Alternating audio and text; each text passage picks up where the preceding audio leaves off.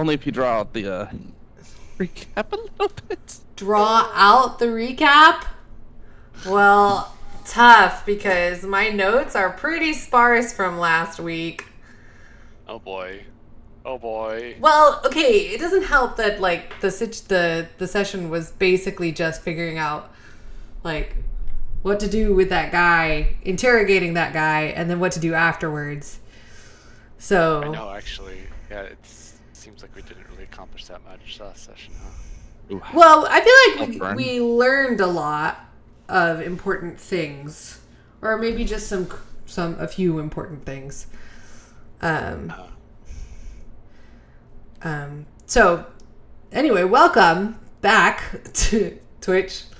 We are here now. It is Sunday.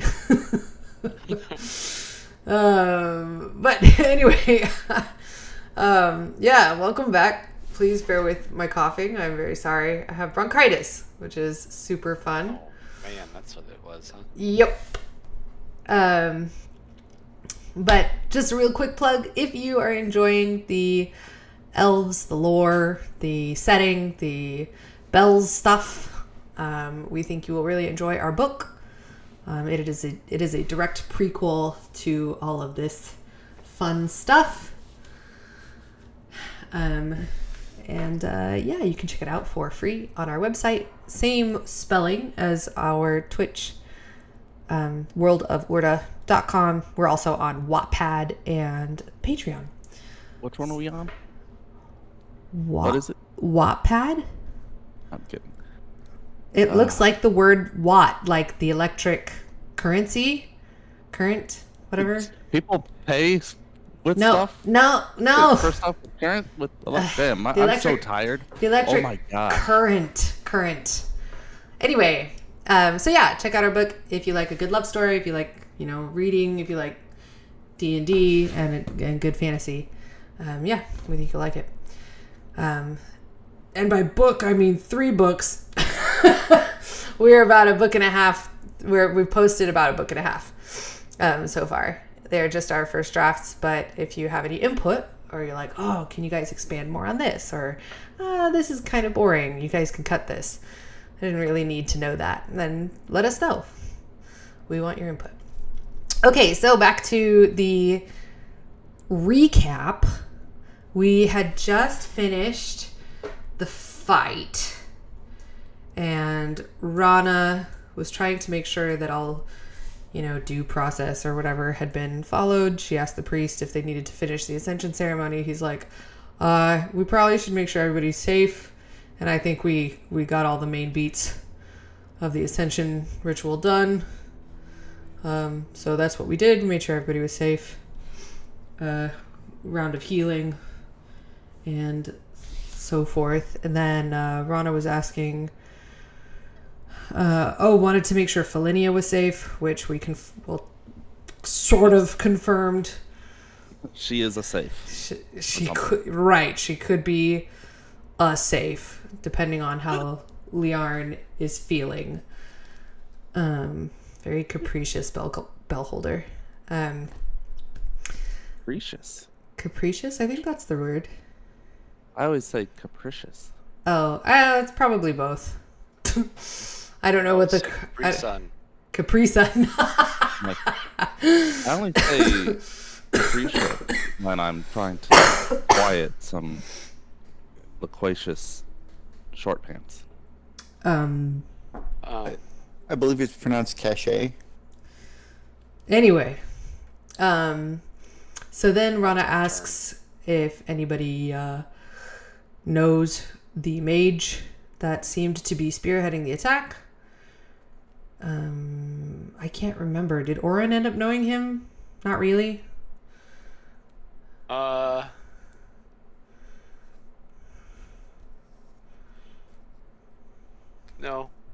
Yeah. Just that he was a student. At the academy. Yeah. Academy. So, Rana chatted briefly with Oren. We all kind of got together. I think she chatted briefly with kind of all the members of the new members of the party, and then we went to go interrogate the poor bastard. We found out that Theron was here. He had summoned the first elementals and then promptly left. And left the battle in the hands of his... Apparently, there is a gaggle of students with Theron, all competing to become the next ascendant and prove themselves, which is problematic because he keeps getting them killed. It sounds like they aren't very good.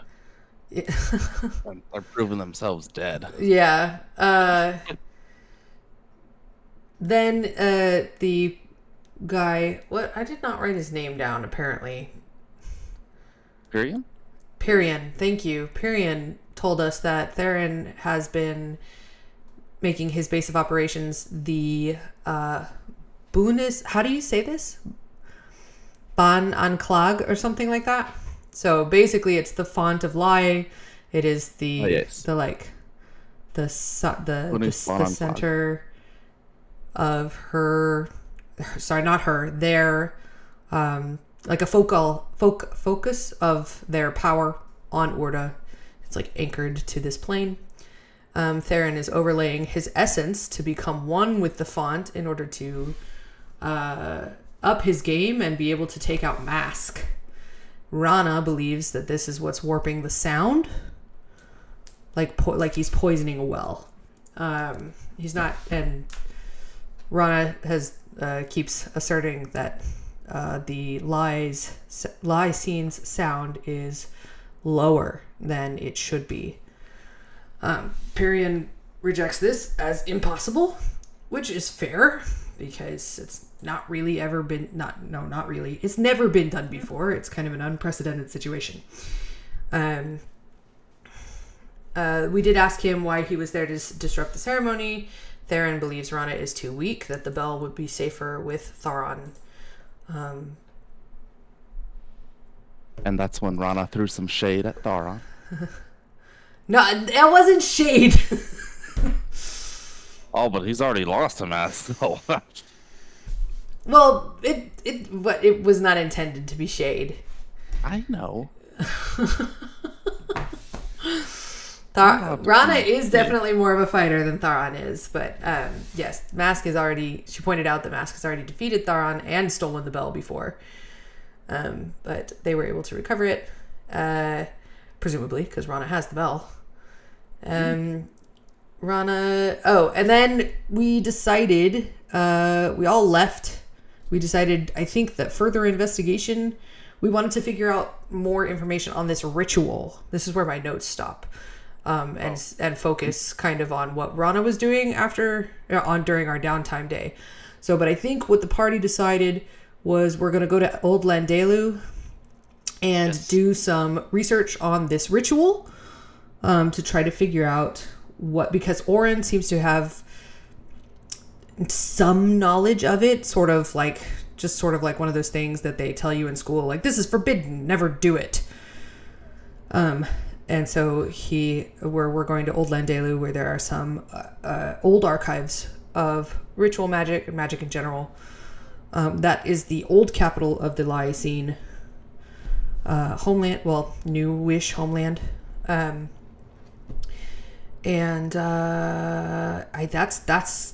That's what I remember the decision being. We were going to hang out for the rest of the day because Rana wants to get I'm sorry, guys. Rana wants to get an older tuning fork. I think this was Ilum's or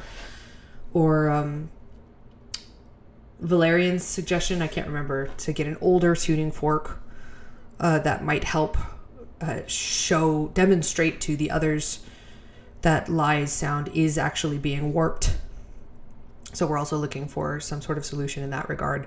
Is Rana full of it? Is Rana hearing the wrong sound? Or is this actually what's happening?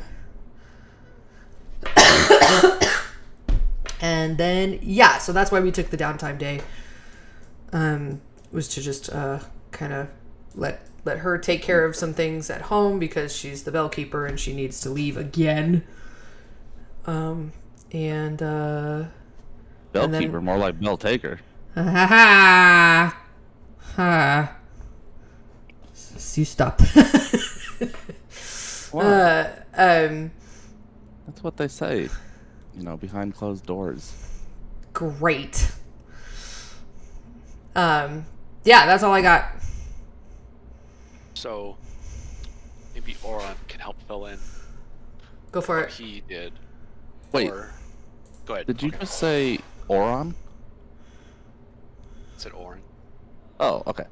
I thought I heard Oron. And like, wait, have we been saying it wrong? I just kind of like Oron. Okay, I mean that's fine. I just, like I said, I thought we'd been saying it wrong, so I wanted to make sure. Well, before you go, Ri-Fi, there were things that Rana did that I kind of like, that the party doesn't necessarily know about yet. So I did not include those in the recap. Got it. So if the party doesn't know about what Orin is doing, then you're free to inform the party in character when you would like. Right. Or if you want to just put it in the recap, then I would like to assume that Rana just has that information. Okay. So we can... I don't think there's anything to add about the recap. I think you covered all that I had on my notes. And I believe we're going to meet outside the Ascension Temple and teleport to Old Landelu. Yep. Okay. Cass, do you have anything to add? Nope. Everything Okay. tracked. All right. Cool. I guess I don't need to stall too much more. I guess is Ilum staying here in the Ascension Temple? Like, yeah, Yes. Chaos, are you staying? Well, I mean, I'm going with you guys, but that's where he's like holed up. Like, where did you stay the night? Yeah, here. Yeah, at the temple. Did Rana stay in the Ascension Temple, or did the family like go somewhere else? So after the Ascension ritual and the excitement has calmed down, you've had your discussions, interrogated Pyrion as much as possible, and decided on a course of action.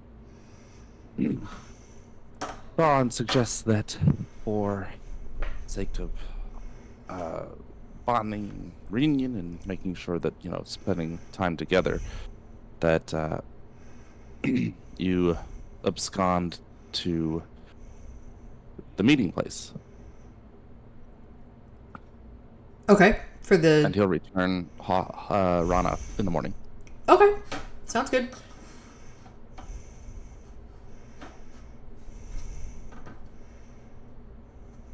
Okay, so you regather in the morning. Dawn steps between notes to bring Rana back and informs her that he's going to go track down that tuning fork she requested. So, yeah, he says his goodbyes and departs. Lycanbeard is in the back of the Ascension Temple in the garden, still talking to the owl. The bear lay on its back and sort of rolls and, paws at like flowers that are dangling down on long branches. And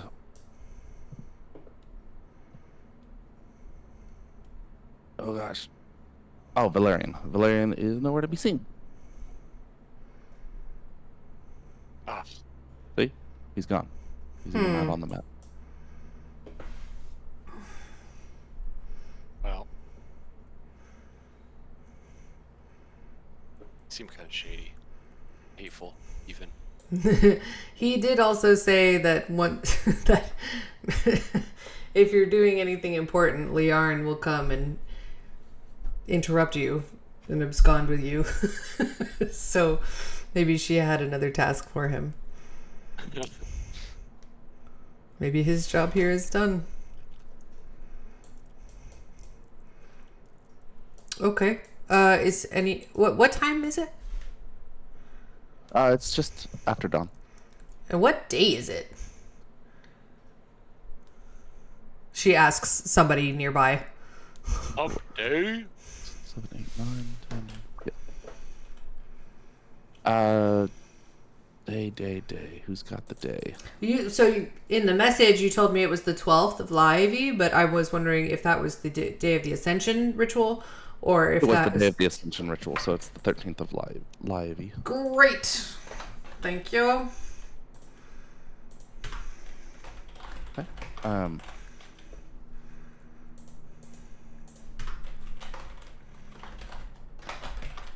Okay, yeah, so after a short time, assuming that you guys don't have anything you want to do in the morning, after gathering back together, Tharon returns. He provides Rana with a...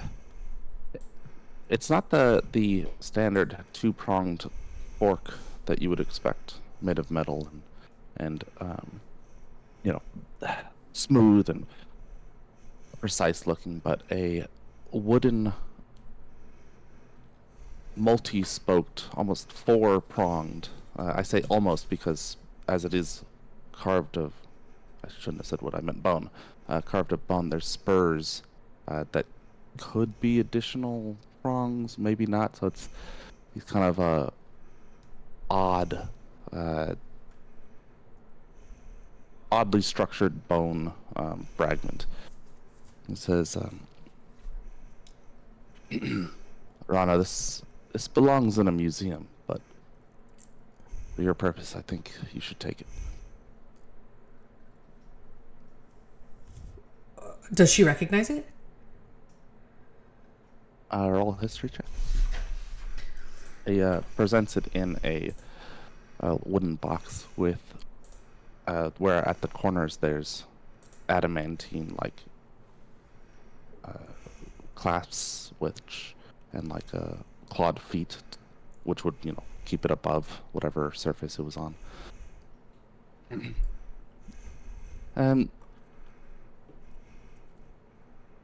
You know about some of the older tuning forks, that there's some of the original ones when the elves were first learning their crafts were found in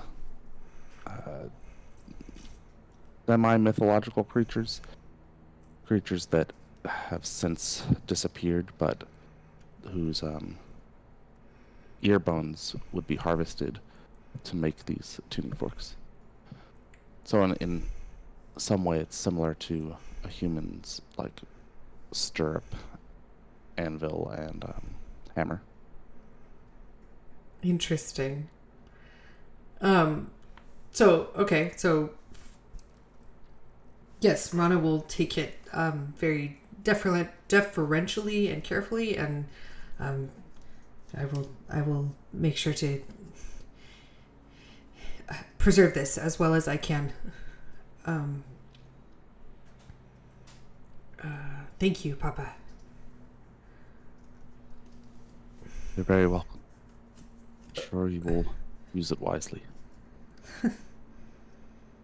I hope so.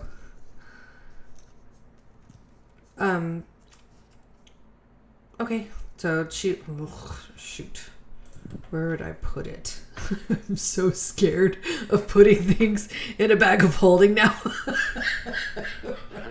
Why? That's crazy. Oh, would no happen- reason. What would ever happen to a bag of holding? I mean, they're infallible. Right? No, yeah, no reason. So she will put it very carefully, pack it next to her dress from Sweetwater. Yes.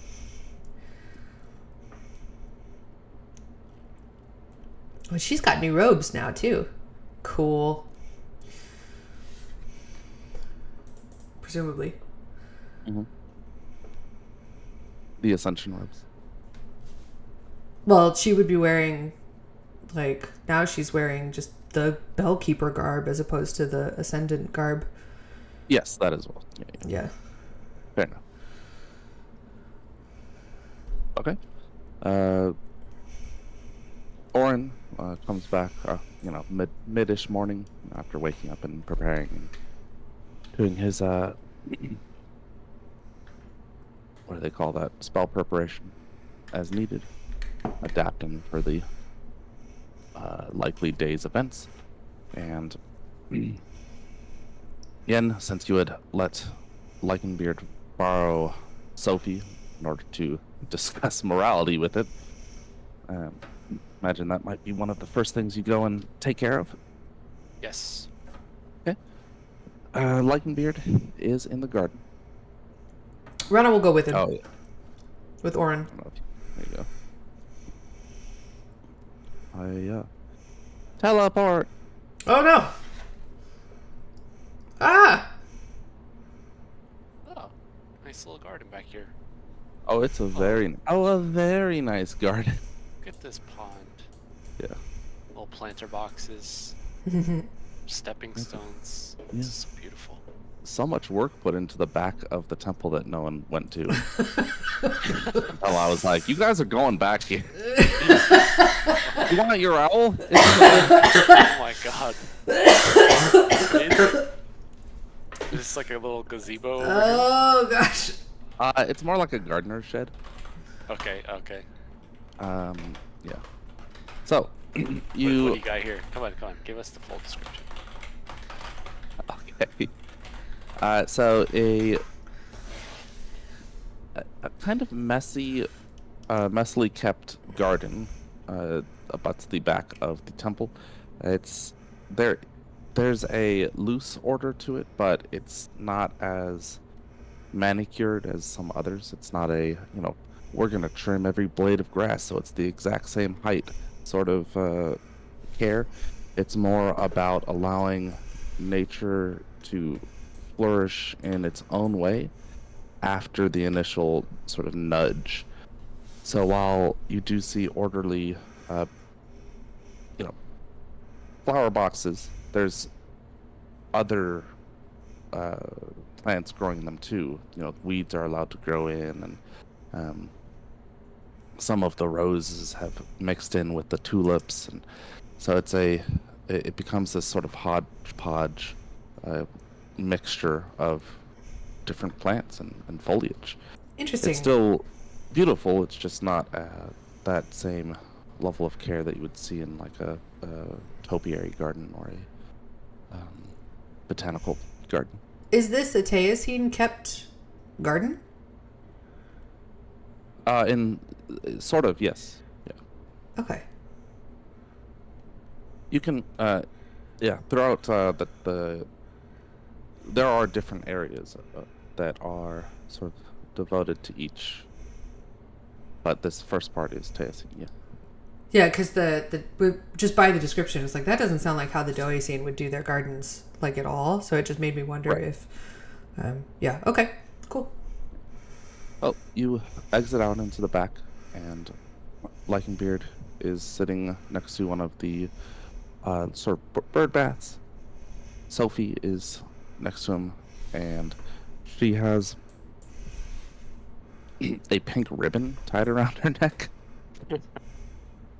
And he is, Lycanbeard is deep in conversation about how owls are a symbol of wisdom, and that comes from the earliest days of the Clohasis, wait, how do you say the people of the elves? The elven people's ability to speak with animals and how they interacted, and that wisdom is sort of part of their nature, and that Sophie, again, doesn't need to be sad about her role in the circle of life, and in her case, death.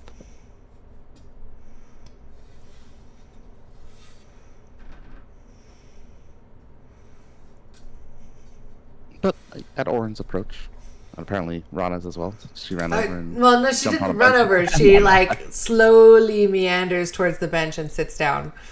Mm-hmm. But she's following Orin. So Yeah. At Orin's approach, Lycanbeard nods to him and gestures Sophie. takes flight in that perfectly soundless manner that owls have and alights on your shoulder. Or hopefully you have some sort of pauldron. Yeah. um, how was your evening with Sophie?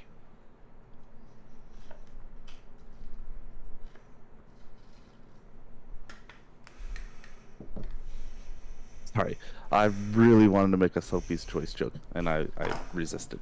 So I'm a little proud of myself.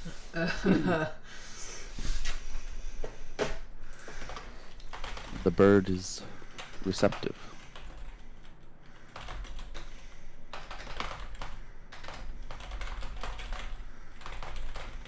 Receptive to what?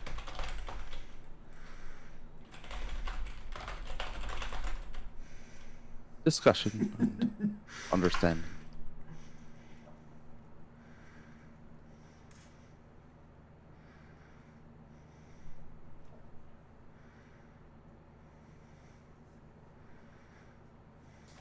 Okay, very good. What is there any significance to this pink ribbon?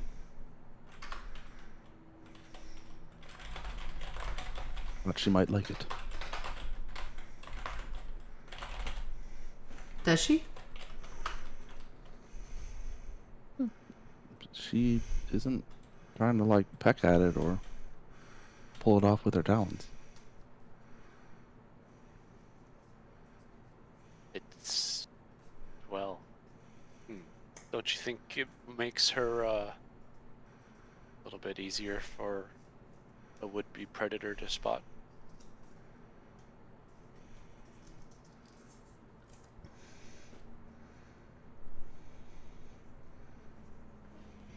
She's different from other owls. I suspect she'll have no trouble with predators. Mama's animal companion wore a ribbon. Oh, wears. Not past tense. Wears. Sangmar.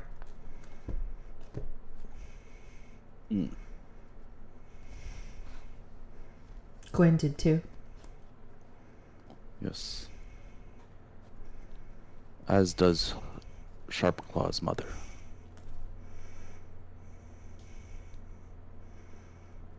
Gorgia.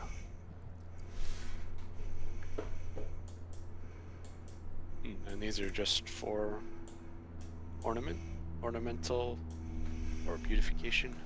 The one that Sangmar wears, the Mama's Panther, she has a matching one, and it tells each other, like, so like if Mama's hurt, the ribbon around Sangmar's neck will like go off and tell him that she's hurt, and vice versa. So theirs is a little bit more practical, but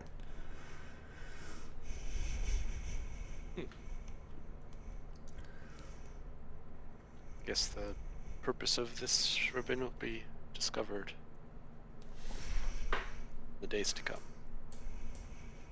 is A Pegasus lands in the garden. Ilum's just flying around on his, like, hey. Well, there's a rider on it. Yeah. You can barely see him. No, I said Ilum. Yeah, he's just riding around. Oh, weird. On your screen, he's above the Pegasus token. On mine, he's below it. Oh, that is interesting. It's weird.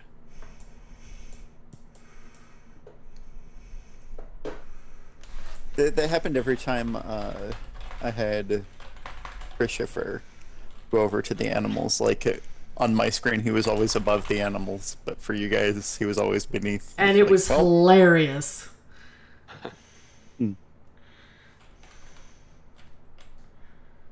little halfling's just buried in this bear, I guess. Buried? So I guess Orn will just say thank you for your kindness, Lycanbeard. Sort of bow, I guess. Just a formality, just to say conversation. I don't know. This conversation. End of conversation. Yeah, I guess. I don't know. Not really giving me much information about what he was doing, so. Go with life.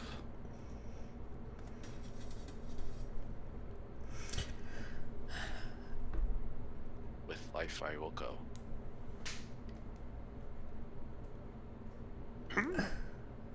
Turns to Rana, bellkeeper. Stands up. Bellkeeper. Bellkeeper. Yeah. She'll turn to Orin and Ilum, trying really hard not to stare at Nissus. And I need a moment, if you don't mind, to speak with the bellkeeper. Into a tree! Sure. Nice. Wait, did he leave? Yeah. Unless So you're I... gonna stop him. Well, that depends. If he just walks into a tree and disappears by the time she's telling them that she needs a moment with Lycanbeard, then I guess he's gone? But I don't know how you want to play that. You can just send him a Still there. sending later. I don't know how long it takes him to get to the tree that he disappears in. 6 seconds. Okay, so she's probably got time. She kind of like after telling Ilum and Orin that she needs a moment, she'll turn around and go, "Oh wait, Bellkeeper, one moment, please." She'll kind of walk around the path.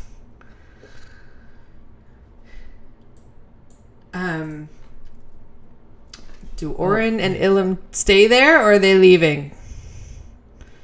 I guess I don't know. You made it seem like you didn't want us to join you, so I That's accurate. sit on this. I'm sitting on this bench, maybe within earshot, maybe not. I didn't realize this earlier, or when I picked this portrait for him, but have you zoomed in on his token? Lycanbeard? Once, I think, yeah. Look at his staff. Zoom in more if you can. Oh yeah, Oh, yeah, I that's see it. that's pretty good. It's a face. It is. It's like yelling at him. How dare you take me from a tree? Oh, I don't see it yelling. Well, I the mouth can is kinda- see. yeah. I can see that, but I think more it's just like a pronounced lower lip. Yeah, Like, I yeah, think that's that what I is- see. Yeah, no is pronounced lower lip. Yeah, but it is a really cool staff. Yeah, I had not noticed that.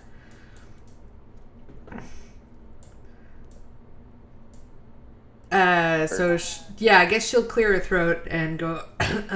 Will you walk with me a minute? And she'll kind of go this way to put a little bit more distance. Elves do all have excellent hearing. What with the inherent proficiency in perception. Right. And This she'll is like a gated garden, so not much Right. space. um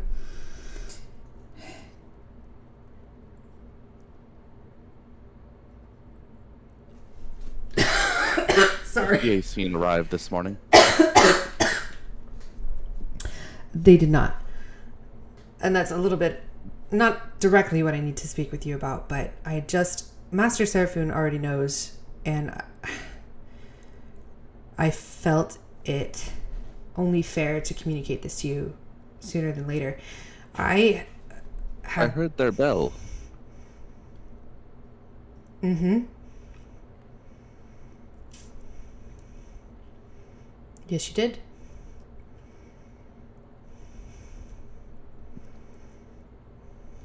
Don't you find that odd? Mm.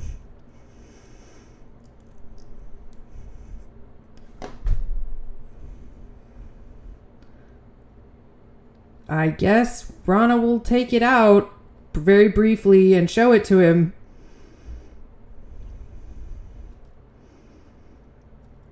And it's bleeding, right? Mm-hmm. Yeah, because yeah. I have been given a task Ooh. Ooh. Yes, your task is to roll that insight check I just called for.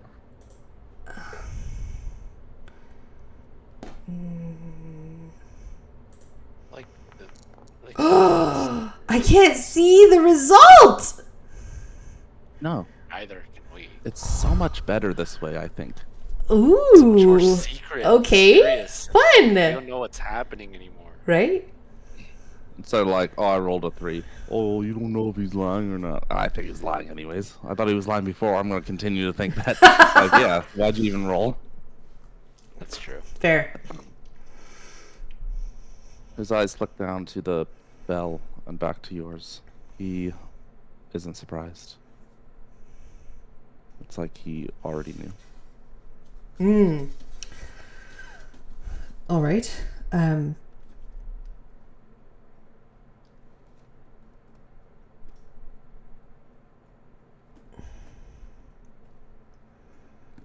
Did Master Seraphim tell you? No. All right. Well, yes, I have been given a task from the Grand Master, and I don't understand it. And I know it's crazy, but they have commanded me to gather the bells and make them whole. And I don't know what that means, but I can't just, ask the bell keepers to come together to do it. I think I need the bells. Their plans are often ineffable, aren't they?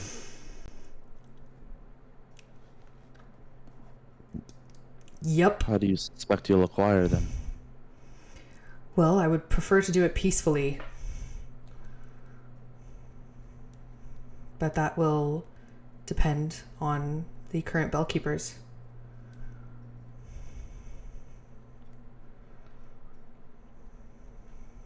Barons? I don't know what to do about Bellkeeper Theron. I don't think I can beat him, but he certainly will not. Well, I'm gonna try. I'm the mouth of the negotiator. She says it like she doesn't really believe in herself, but I'll. Liarn? Yeah, she's I don't know what she already knows, at least. I don't know what her plan is. I don't think I ever do. But I suppose when the time comes. Not confident she does. Fair.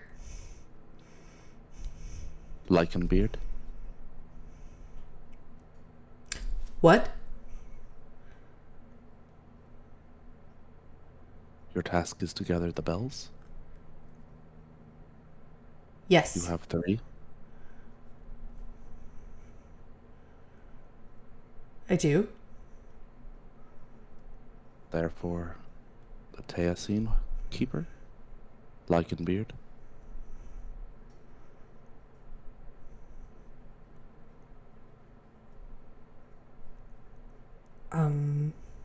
This isn't a trick. He's referring to himself. You're right.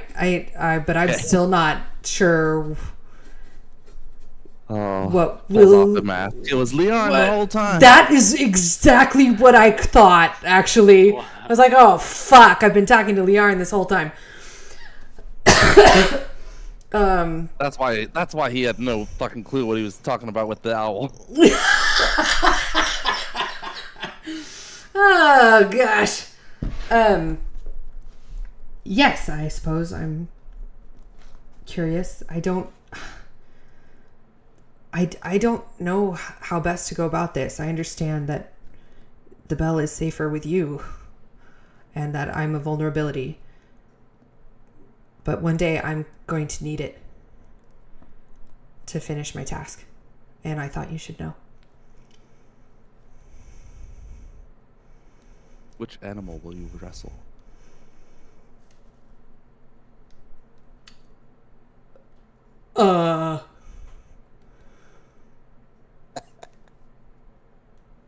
Is that a requirement? I didn't do too well against that bear. Yes, I saw.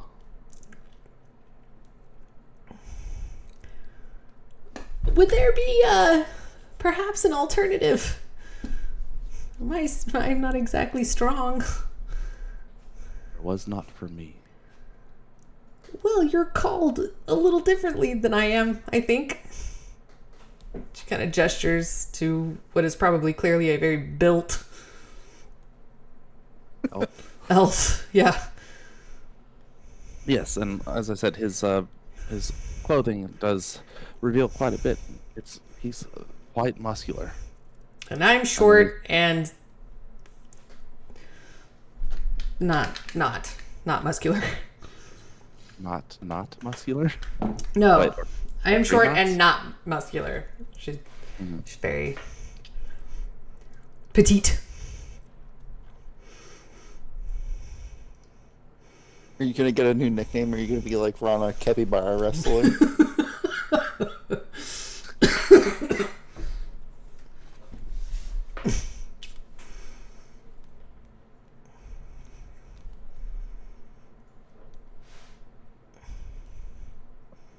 On a raccoon romper. Oh my gosh. They Rat romp Wrangler. and they play. Ooh, Rat wrangler.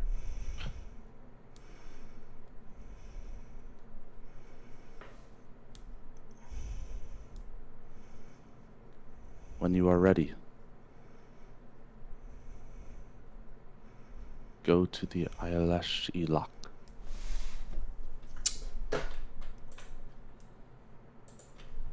Does Rana know what that is? Oh, thank you. You're welcome. Yes. The old Jib Irish is important to write.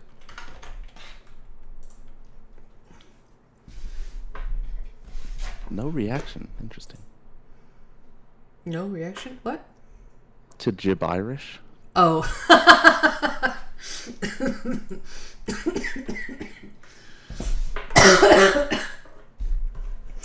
Right.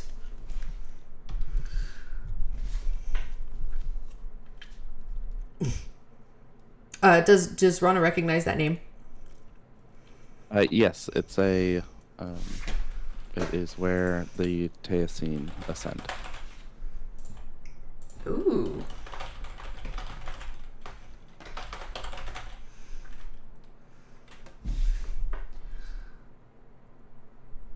Very well. Thank you. And she bows. Probably actually. Yeah, she'll do the Teosine bow. It'll probably be a little rusty, but do the Teosine even have a bow? It might just be a hug. No, yeah, hug. Yeah. So then if the Teosine don't have a bow, then she'll do the Doesine bow. You hug him. He's all starting already, huh? And rustles you to the ground.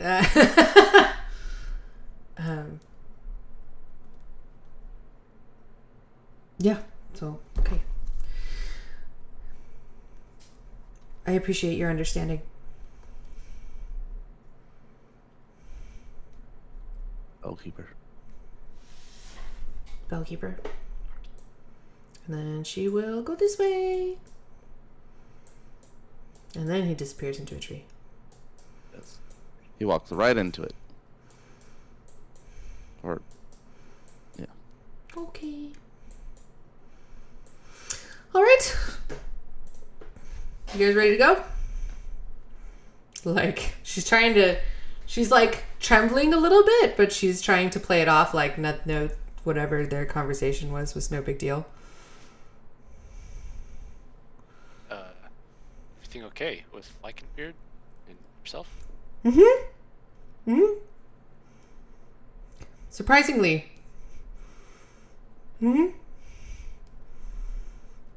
It's all good. We're good. Good. Everything's fine.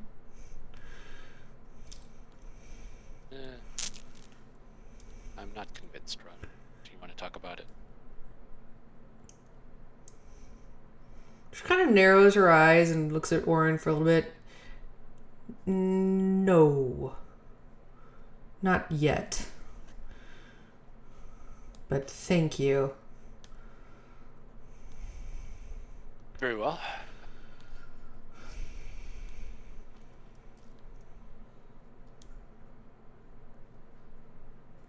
To Old Landelu?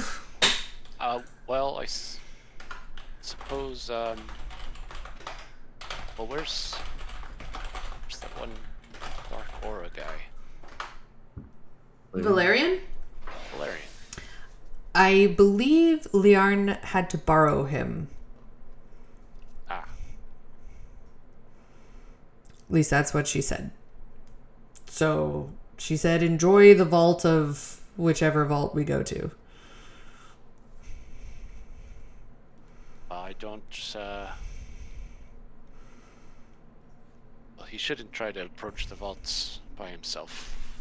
I am sure he and or Liarn will help him find a way back to us if he or she wishes. He or no. What is it? They or she.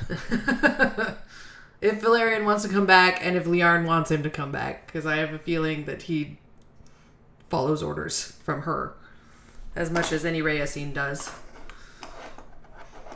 Yeah. Well, Old Landelu is going to be, let's just say, we're walking into, a bit of unknown there. As you know, the river was redirected and now runs through that old capital city. Yeah, I've been there. Yep. And there could be some dangers going in. Like what? Well, after speaking with my professor last night, Valion and I returned to get his permission to access the ancient library or ancient tomes that are guarded by a certain sect of Lycine. But apart from that adventure, there are many creatures there now. The ecosystem obviously has changed now that the river is running through the old city. There's many ruins. Biggest threat that we might face is Avartax? Avartouch? I don't know how to pronounce that word. Abartach. Avartouch might be an Avartouch. And So, you said Rana is familiar with those, Alazan? Yeah. Okay. Oh. Yes. Okay. there may be some other creatures there that we'll run into, but that's the biggest danger. There's also some wayward enchantments that have taken a life of their own. So, yeah. Anyway, Alright. with this, Orin pulls out what looks like a teacup, and he kind of just looks at it a little bit puzzled, but this should serve as a permission slip to get us in. Professor Elwyn thought this would be funny, but just his teacup. Okay. Apparently it has his aura surrounding it, and Orin looks inside. There's this place of tea. It looks like there's like this liquid lightning kind of crackling about. Doesn't kind of turns it upside down and doesn't pour out, but it's sparking inside. That's odd. But Has Ron ever seen anything like that before? I mean, you've seen the sort of storms in a bottle, Yeah, and I guess. that's not entirely unlike it. Okay. Still, that's pretty crazy. That's wild. Pretty eccentric professor you've got there, I suppose. Old Elwyn. He's as good a mentor as there ever was. And you trust But, that he is not in league with Theron? Oh, well, yes, I trust him with my life. We actually, as I mentioned, we didn't know of Theron's whereabouts. It disappeared, and so. Well, you didn't know. Do you trust that he didn't know? Do you think he's being honest with you? Okay. I think I do. Okay.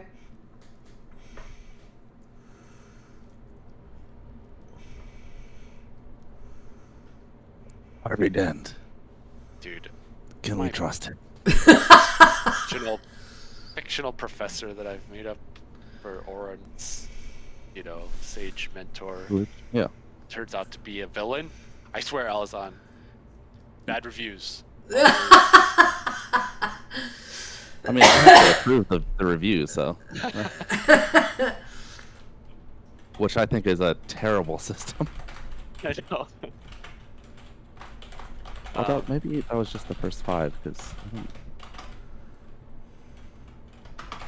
now I'm curious if there are other reviews. Anyways, Yeah, now Oren might seem a little bit hesitant here and say, well, I guess the next step is for us to teleport to Old Landelu. Landelu. How do you say it? I mean, Landelu. Landelu? yeah. But Rana's Doeseen, so she's going to be saying it with like a little bit of the Doeseen dialect, right? So whatever your pronunciation is probably the most locally correct. Oh, like out of character as Ryan now, Ri-Fi. I'm learning and also creating so much about my scene. I was not expecting to do that, but it's pretty fun. Yep. Not gonna lie. Welcome to my life. I just feel like every decision I make has some ramifications. Anyway, yeah, well, are we well supplied? Mm-hmm. I think so.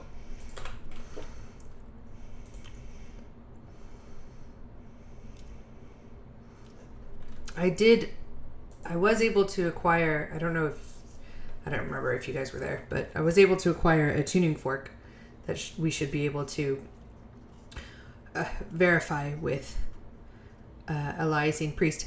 Hold on, quick question from this player, because I assumed that Old Landelu was still settled, at least somewhat. Like, there's still people there, like, because there's still a city, just like it was like cut in half or something. So is that accurate? Are people still living there? Or is it completely like ruins and abandoned? It's been it's no longer inhabited.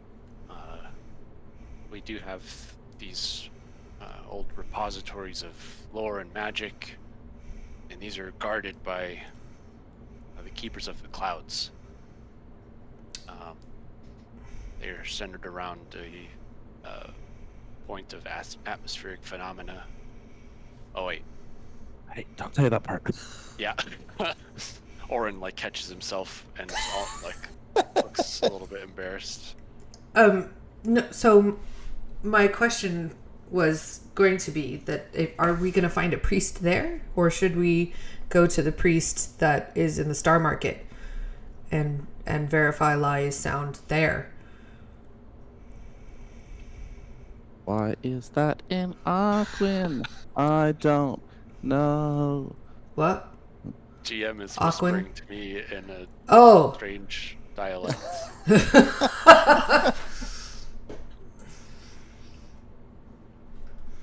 I don't know of any priests that would be able to validate your sounds. Parking.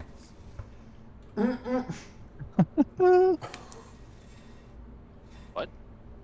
Parking. Validate that? parking. Ah, no. We have machines for that.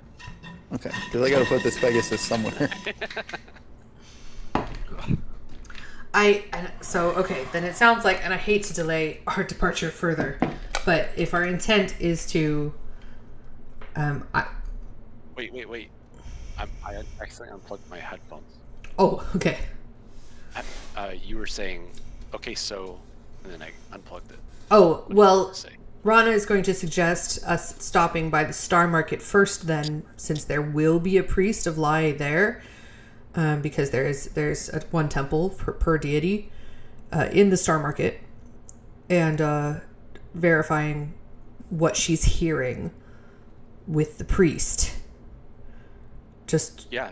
Well, before we leave, I hate to delay the departure further, but it seems like something that we should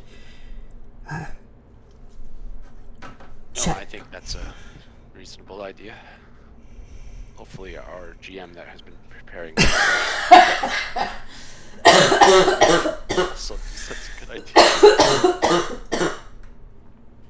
Sorry. Well, I feel bad because I was just assuming that the player, was assuming that Old Landelu was still mostly inhabited.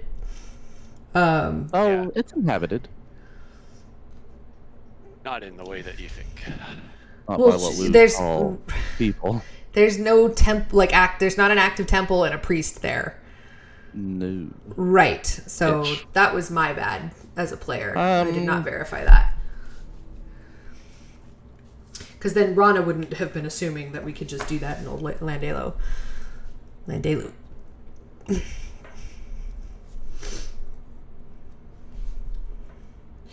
So then, then I guess we'll go to the Lycene Temple in the Star Market. Chat with Oh. that priest there. No, actually, now that I'm thinking about it, at the Vault of Higher Transmutative, the Vault of Higher Transmutative Knowledge, we have, there should be at least some head librarians in the vaults, or that are attending to the vaults, that are priests, and they should be able to recognize the sound, or help Okay. with the sound. Okay, great. Then let's do that then. We can go. All right. Well, let's gather around. Circle time. Orin begins chanting an arcane word. The world around us flashes. You feel its bands of power wrap around you and squeeze you like a tube of toothpaste. A what? Like a tube of toothpaste being squeezed. Yeah, sorry. And tumble through a sea of half-finished thoughts. Ooh. Classic. As you arrive on the teleportation symbol, you see Orin slightly twitch as he lands, and his leg gives out from underneath him, and he stumbles into the wall over here. Ah! You okay? Yeah, it's just stupid twitch. Anyway, I was gonna say, does Rana? So, hold on. Did Rowan ever teleport us anywhere? I don't remember. Okay. Cadmir did. Cadmir did. Okay, did Cadmir have anything like that going on? Like a twitch? Yeah. He didn't have any twitches, no. What about Jaxar? I'm pretty sure Jaxar teleported us. No. No? Okay.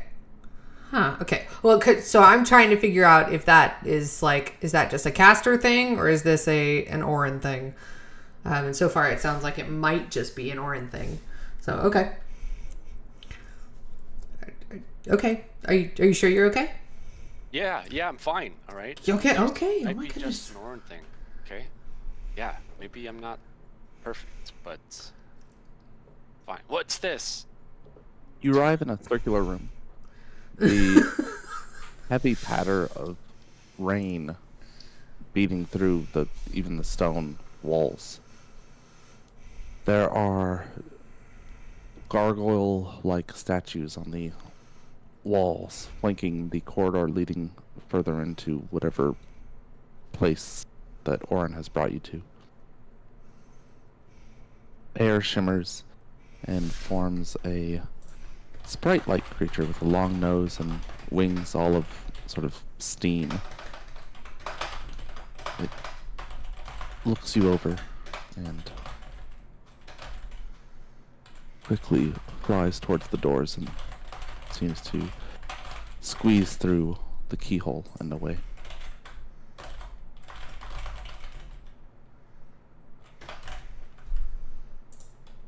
Do I recognize what that creature was?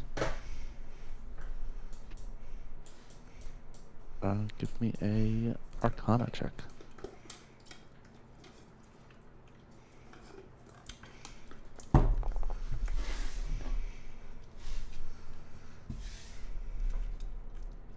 It is a steam method. Also, Which at this is- point, oh, go ahead. Well, you can continue. I was going to say at this point, Ilum is going to be wearing a helm and have a hood thrown up just so that he's not visibly identifiable as, or not immediately identifiable as Forsaken. Fair enough. Steam methods are a kind of elemental fusion of both sort of fire and water, which, that makes steam. And depending on where encountered, might be a servant of a wizard or a sort of more malicious actor in like a volcano or another locus of elemental energy.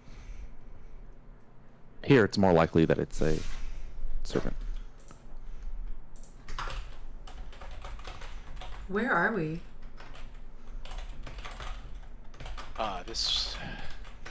This is the vault of higher transmutative knowledge. This is the teleportation circle. Guess there's no welcoming committee here today. Was that it? Chuckles uncomfortably. Is Yeah, I don't. The method. Yeah, I can't remember. Has Rana been to this vault? Yeah. Okay. So when she came with Theron, did he teleport them in? Yes. And were there people there to greet them? Mm-hmm. Okay, so this is strange. It's new, yeah. Okay, interesting. Are there any torches on the wall? No. Does anybody have any light? Yes. Can help with Hello. that. Ilum sighs and casts dancing lights. Preston, dancing lights? It's a racial cantrip. I didn't choose it. It is the worst of the light spells by such a wide margin. Why is it so bad?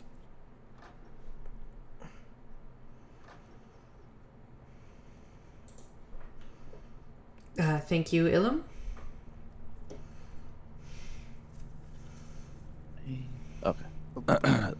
door opposite the door is open, and standing in their midst is a woman with sort of a silvery hair, violet eyes. She holds herself up with a sort of rigid posture of, it's almost an air of, I have to hold myself this way, for I am better than others and must show it. Okay. He smiles at you and, welcome to the vault. Who do we have the pleasure of entertaining today?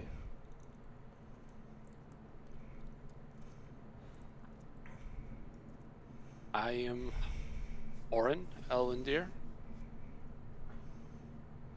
I bring my companions Ilum and Bellkeeper Rana. Rana nods. A bellkeeper. An auspicious day. Greetings, bellkeeper. How do you say her name? Sashi or something? Oh, I messed up. There should be an R. Sorsha. So, oh, okay. Does she have a title? No. Last, she would have just been a keeper, Sorsha. Yeah. Okay, Rana will make sure to observe because she knows that that's really important to the Lyocene, so she'll make sure to observe any formalities or deference or whatever that they expect for their station. So, Keeper Sorsha, good to see you again.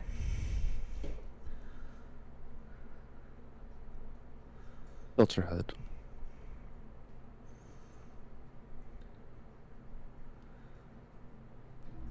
You are the bellkeeper. I am. Yes. I'm afraid we must turn you away today.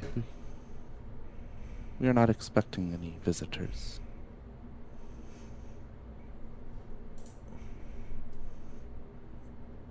This is urgent business.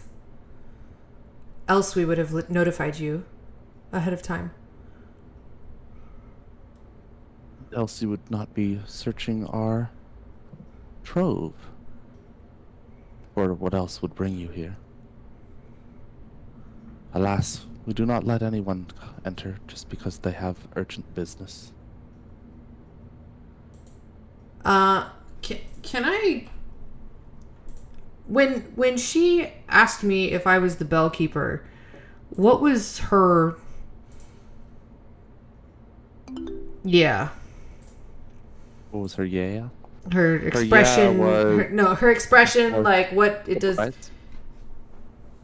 Does that seem to be why she's wanting to turn us away? No. Okay.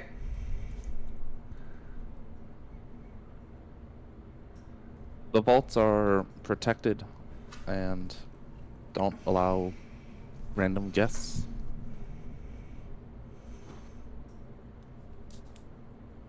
We have permission. Orin? Oh, Ah, yes. from who? Professor Elwin. His teacup, and Orin holds out his teacup. He holds her hand, palm upward. Orin places it on her palm. Thank you.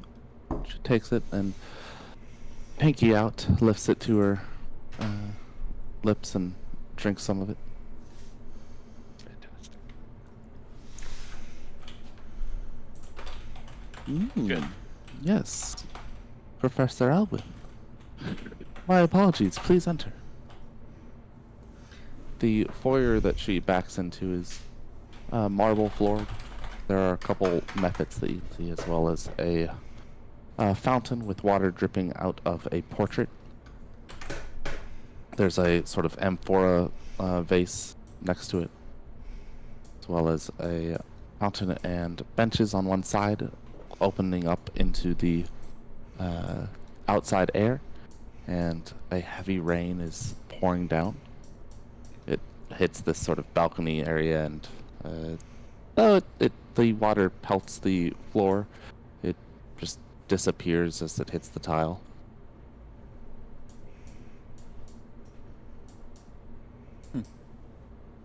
The portrait, aside from pouring water out into the fountain, is of actually. Well, it won't ask for these checks from Nissus or Sophie.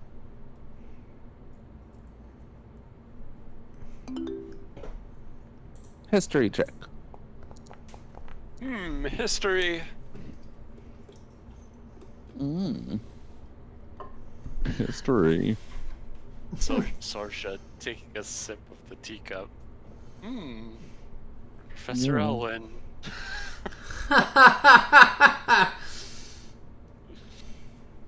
Uh, You devil. Oh. Oh. Professor Elwin. Oh. Anyways. What?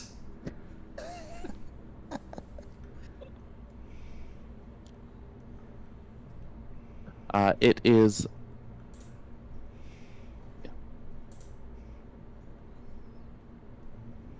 Mm.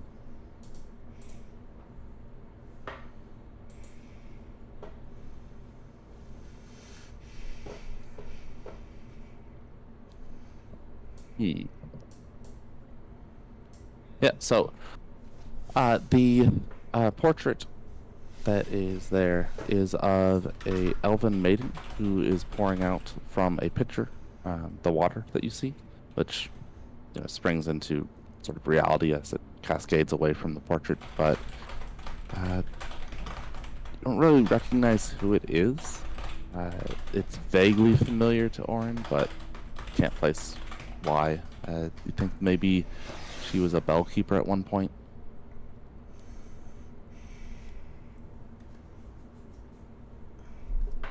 So, what brings you here today? yes.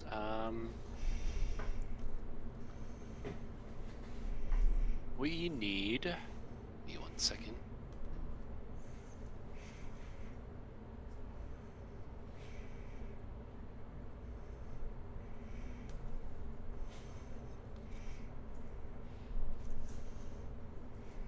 We need to access some ancient tomes that will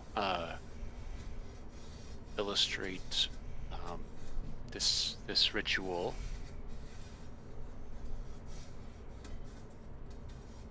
That, gosh, I'm trying to find.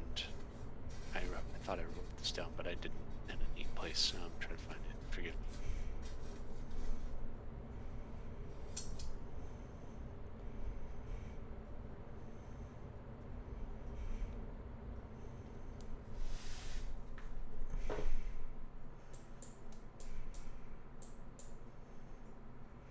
Yeah. You used a word that I'm blanking on. I'm sorry, everyone.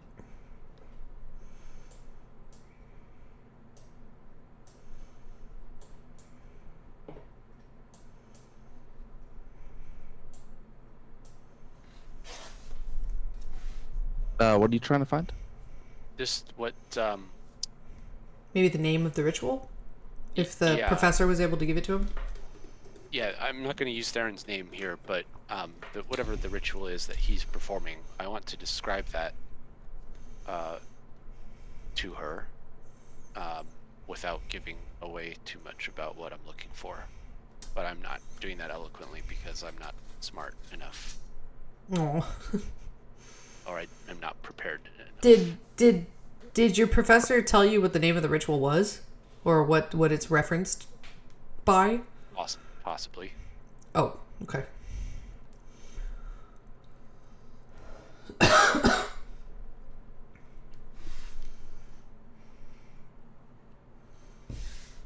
This sounds like the harmonious resonance transmutation. Are you expecting to perform such an incantation? We do have the facility here, Well, but I you don't know think the we. consequences of failure. I hope. I do. We are Student. not. We're not. Um, we're not looking to perform these rituals ourselves. These are very dangerous practices, and actually, we feel that they might even have even further consequences that run deeper than the ones we even already know about. Yes, they gave rise to the Aberthatch. Exactly. So, what is Um, your interest in it?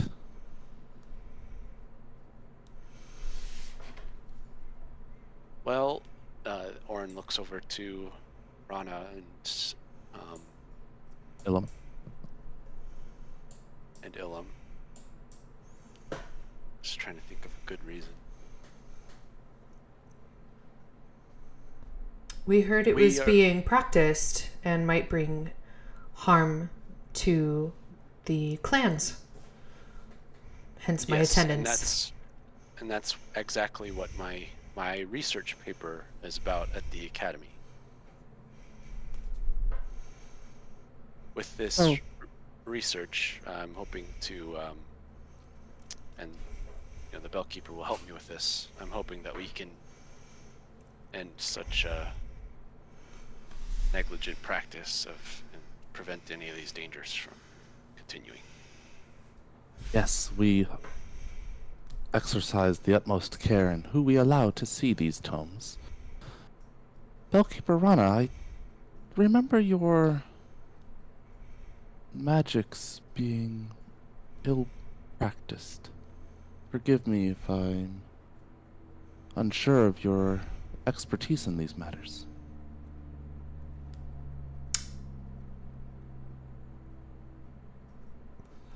Is she implying? Well, no. What is she implying?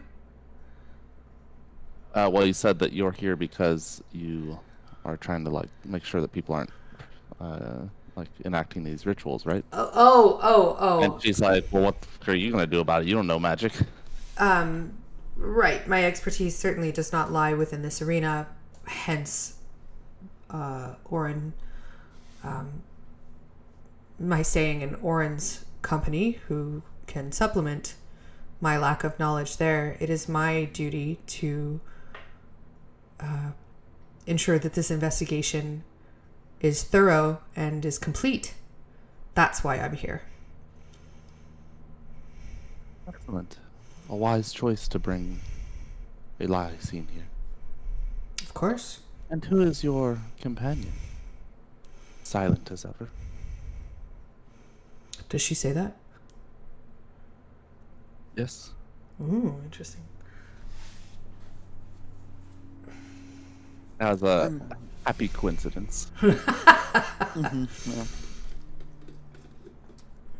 I'm called Ilum.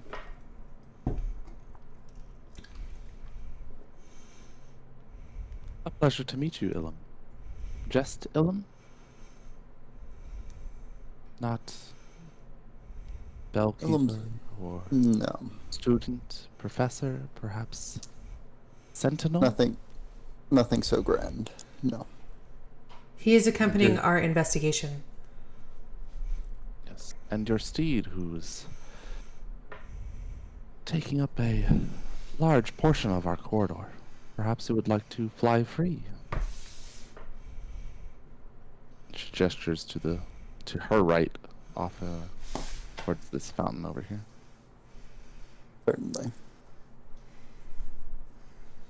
Oop, wasn't the token I had selected.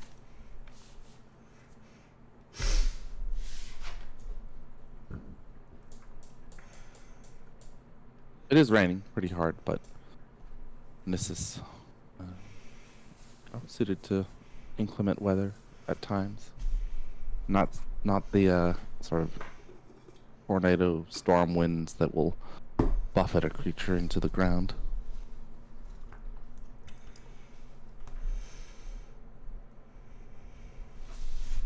What did Sorsha call this ritual? Harmonious what? Yeah. Resonance. the harmonious resonance ritual, Yes, thank you.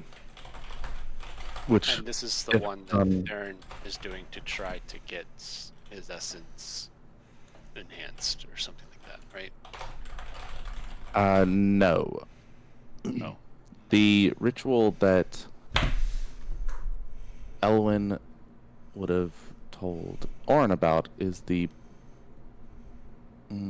binding resonance of attunement, which is basically it takes the harmonious resonance ritual and it expands upon it. Okay. Binding what? Resonance Yeah. Of attunement. of attunement. But she fucked up your deception, so she got the wrong idea of what you're asking for. She thinks you're just asking for the basic one, which can create avertaches if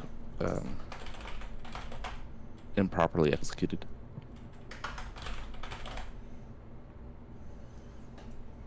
So, So, you know what? Orin would have picked up on that. Does he Yes, think yeah, that definitely. if we can get to Oh, forgot we- to remove Nissus and Sophie that time. so if we can get to whatever that section is, does Orin feel confident that we can navigate our way to the appropriate tomes? What's funny is that Orin had the worst roll of that Arcana check. Did Nissus have the best? No. Oh, I'm sorry. Dang. Nissus got the worst one, but I wasn't really counting Nissus. Oh, okay. Because even if Nissus understood the arcane ritual perfectly, he wouldn't be able to tell you about it. Sure, He or kid. she, forget. We can communicate telepathically. Oh, true. Sophie, let me see. No, Sophie doesn't know. Well, how intelligent is your familiar? Does your familiar like have an intelligence score of like 4 or 5? Because it's not a super bright animal. I have not updated her Is- attribute scores, but Okay. Because Pegasus do have an intelligence of 10, so that's like standard for a person. owls are 2. Yeah. Because they're just animals. Yeah. Nissus is pretty smart. If not technically a Pegasus. Okay, so where are we going? We are going to await a whisper. Oh, okay. What was the Arcana What? check for? Just wait for your This whisper. Oh, Whisper. I'm sorry.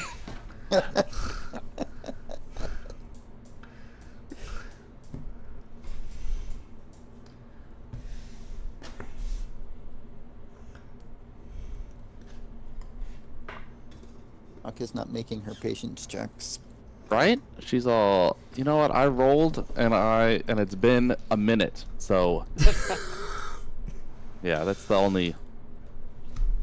Well, I suppose in person, I have to like write a note or walk over and whisper in your ear as someone talks about D&D Beyond. D&D Beyond, everyone.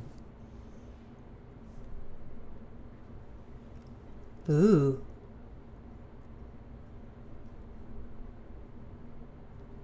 Okay. Orin makes no connection. Mm, So, you'll be seeking out the tomes, I suppose. The transmutation tomes we have here are extensive, more extensive than other schools of magic. You'll find the widest selection here in the main hall, just through that doorway. excellent. Thank you very much, Sorsha. Or Keeper Sorsha. Of course, Bellkeeper. I will, of course, accompany you to ensure the protection of both the vault and yourselves. Of course. Appreciated. If you need rest or refreshments, we have both available.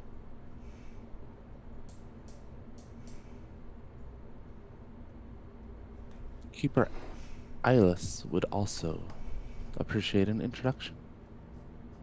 When he is available, I will be sure to bring him. Very good. Does Rana recognize that name? No. Okay.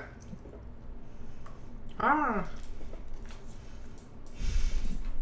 No, it's Keeper Billie Eilish. Easier to remember. Actually, Eilish. So does it look like Sorsha is gonna lead the way, you. or No, she's no, following no, us? she- Okay. Not leading the way. She gestures to the door and waits. I mean, she kind of have to like push past you to lead you. So Sure, but you enter a room with 3 aisles of books, a small table with chairs. You can see a staircase leading downward from there. The room is lit by flameless, continual flames. There is a what's it called? Fireplace, but it is not lit. And there's but a single window over here. did you say this is a staircase over here? Yes, Is it going- it goes downward. Down. Okay.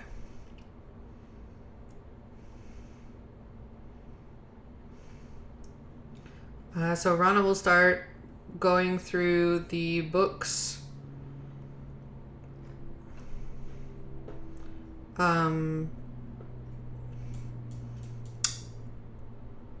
She'll actually just start looking for books on the binding resonance. Excuse me. Instead of the harmonious. Same. I'll look for the harmonious. Okay.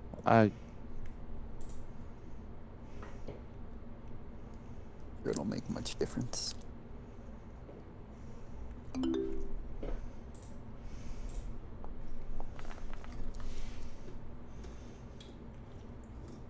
I like these hidden checks. They're gonna come in really handy for Pathfinder. Oh yeah. Yes. Did anyone else hear that? I did. I did. Okay, Wait, so what? so we know someone failed. Oh, I Okay. didn't. Hear that. I didn't hear the fail.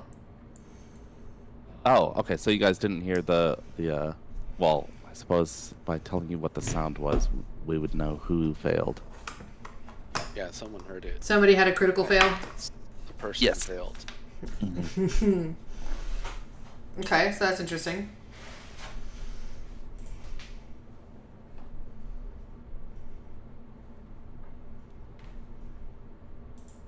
Okay. So, well, I guess it's easy to know, because it was a womp womp womp womp. Oh, that's mine. Yeah. So we began sort of just randomly looking at bookshelves, and there are books written in Elvish, but also in other languages. There's a smattering. It's not, like equally proportioned. Every once in a while, you'll find one in Halfling or Draconic, but the majority are Elvish. Some of the scripts so old that it's undergone several transmutations within the language itself, so it's kind of like looking at Old English or even something further back. That the weird thorn letter that we used to use. Yeah. Rana is coming up blank on anything to do with the ritual. It's mostly about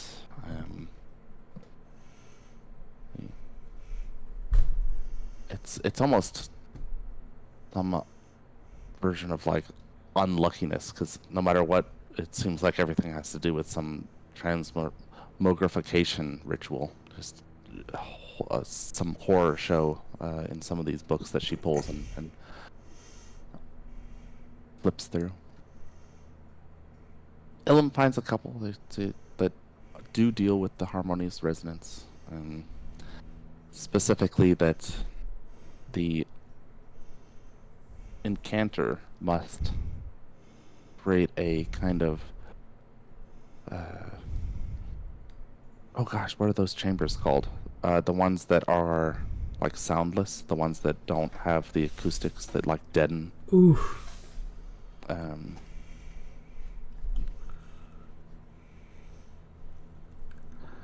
the the anechoic chamber, a kind of anechoic. Man, that's a weird word. Anechoic. I don't like that. I'm not gonna say it anymore. A chamber which has no echo. They And have one of those in Redmond, Washington, at the Microsoft. I want to go to that so bad, Yeah, but it's it's not open to visitors. I do not. there's one not that one. I want to go to the one in Minnesota that is open to visitors. Yeah, But it costs like I don't know, $500 or something like that. And it's like, I don't want to go with that's a $500 lot of bad. money. Sound Yeah. booths bother me. I don't need to put myself Yeah. through that agony. And so, yeah, it's definitely useful information knowing that there's a special if the binding ritual is an extension of this one, that having this specially constructed chamber is required may have uh also some sort of like requirement for the binding one as well. But again, not too specific. Not sure what kind of system they use here. Definitely not the Dewey Decimal. Orin fares a little better, but again, even though he's looking for the information on the binding ritual, it's just not coming up. You find a lot on, again, the harmonious resonance one. Getting some more information seemed to be, in a similar section with Ilum actually. And one of the books that you read through, it talks about how there was this something called it refers to a crystallized shard of unsound, which it refers to it as though the reader should already know what it's talking about, and it doesn't go into depth about what that is. That's one of the books that I was reading. Yes. Yeah. Okay. What's the author of the book? Who is the author of the book? The author of, let's see, Riordan.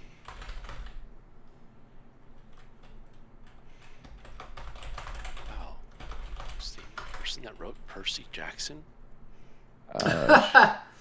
Sure. So Orin will take this book over to Sorsha and just ask her politely, would you be able to Yes, find me any Student more? Orin. How may I assist you? Yes. Would you be able to find me any more or books by Reardon? Hawk kind of hinted at this. They're very into like titles and proper respect. Keeper Sorsha. Orin bows, twirls. Twirls? No, do a twirl. He's like, girl. Anyways. Offers her a sip of the teacup again. Oh, that's gone. She drank it all. That was the permission slip. She had to drink it. I'm sorry. Could you repeat your request? I got so distracted by. By formalities. Yeah. I see. Mhm. That's the. Keeper That's the. Sorsha. Go ahead. Please, would you help me help find any additional works by Reardon? And Orin gestures at the author of the book he's holding.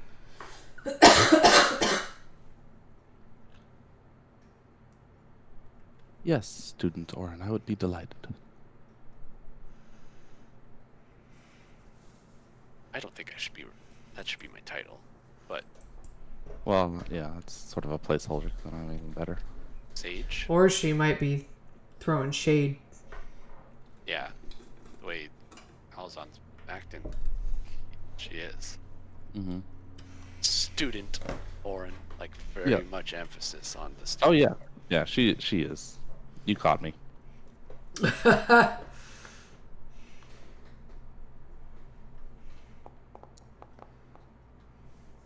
Oh my gosh.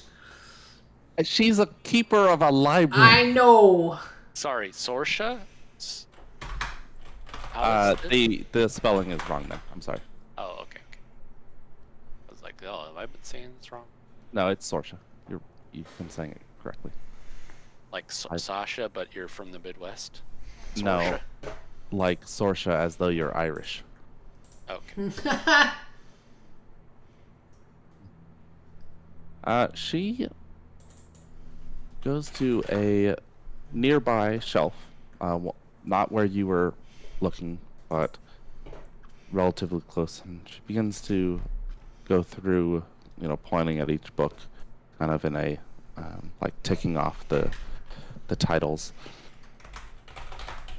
and then she stops and she goes back and she reads through again, and a frown develops on her face. She looks at the shelf above and then the shelf below. Student Orin, forgive me, but I must go check a log. I'll return shortly. Do not go downstairs. Thank you. She stops and turns back. Student Orin, did you say something? I said thank you. Thank you, Keeper Sorsha. You're very welcome, Student Orin. I'll return shortly.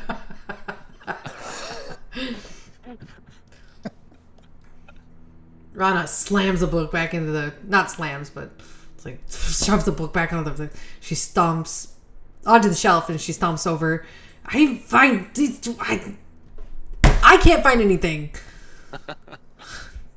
Okay. All these books are about transmogrification. Yeah, okay. I think what we need is going to be downstairs. She just said, Wow. don't go downstairs. Yeah, precisely. That's why I think that's what we need. Okay, but, well, okay. It may just be that she wants to make sure that we don't go downstairs alone. I would prefer not to piss her off. All right. Do it your way. Orin says as he puts away a potion of invisibility. All right. Have you guys managed to find anything? Yeah, we found this book by Reardon.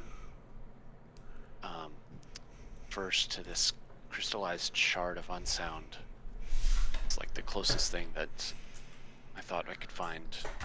So I asked her to find me more works by Reardon, and that could lead us somewhere. And then she left? She left to what did she say? He looks back to Ilum. She wanted to go check some catalog. Something like that. Well, Yeah. where was she looking? Orin just walks over so he can see the door. Wait, where was she looking? Ilum. Reardon? Yeah, she- We're looking for Reardon? Yes, Reardon. Okay, Rana starts looking for books by that name.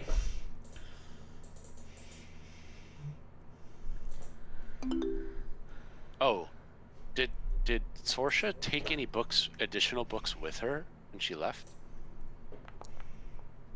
Not that you saw.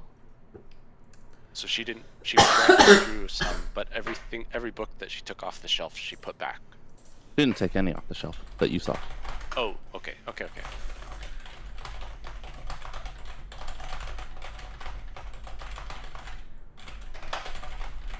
Orin will also look for mentions of Reardon along these bookshelves, while keeping an eye on the door. Okay. Give me an investigation check at disadvantage, but also we should probably take a short break since we're about hour and a quarter. Halfway through. Yeah. Oh my gosh! So disadvantageous. Some pretty good disadvantage. are you keeping an eye on the door from there? I'm just wandering, waddling about. All right. Yeah, let's take a short break and return in a few minutes. Sounds good. Ah! What's the Nothing. Something for the stream. Okay. Oh, okay. Be right back.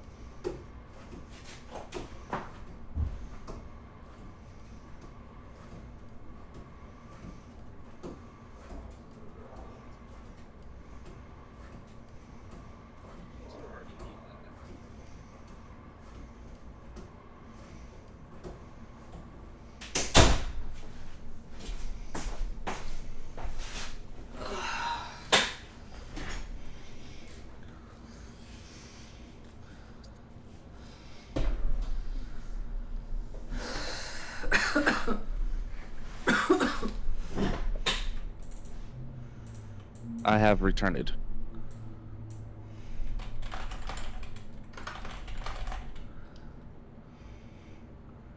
I am also here. Nice. Nice messages. 1 back, 2 back, 3 back, 4 back?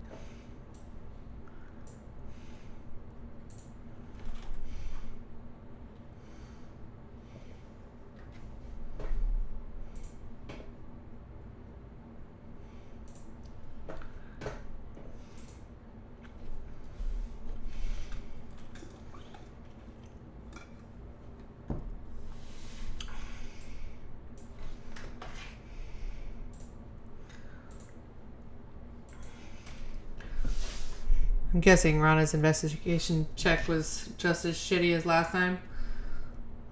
And it was exactly as shitty as last time.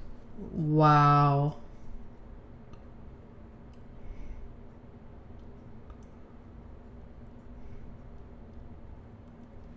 A critical fail again? Mm-hmm. Oh my gosh. Did I hear a critical failure? I got another critical fail, yeah. Hell yeah. Fail, yeah. Fail, yeah. Oh, I'm back.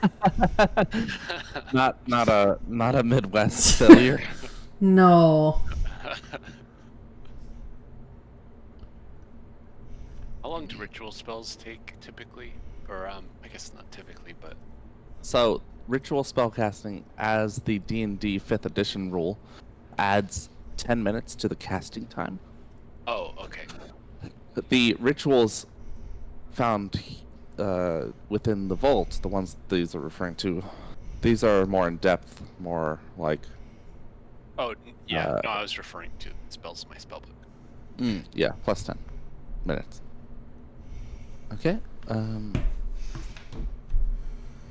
were not going to bait me into starting one of these ritual spells. I never want to bait Smart. you. Oh, yes, you do. Ooh, spicy.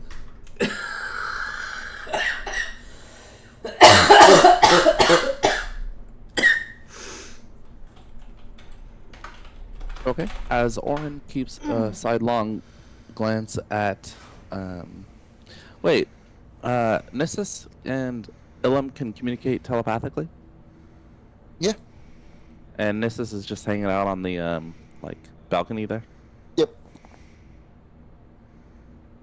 Okay. Nissus alerts Ilum to the fact that two elves are speaking, and then they look over at him and move away. He does understand Elvish.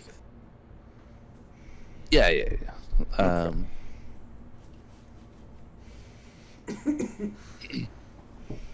Keeping a sidelong glance at the door, Orin finds books pertaining to some terribly complicated spell called the Biomorphic Ascendance, the details of which would allow the caster to basically use shape change at will.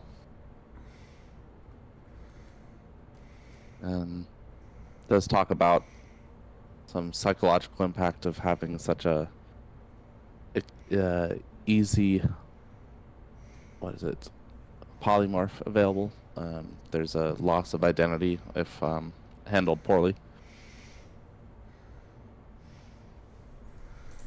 That doesn't seem like what this person's doing, Darren's doing, right?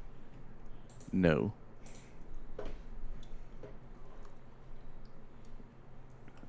Rana, very frustrated again, looks at Ilum and goes, "Where was she looking? Why? I can't find a damn thing." I mean, you found a bunch of books. You just don't know.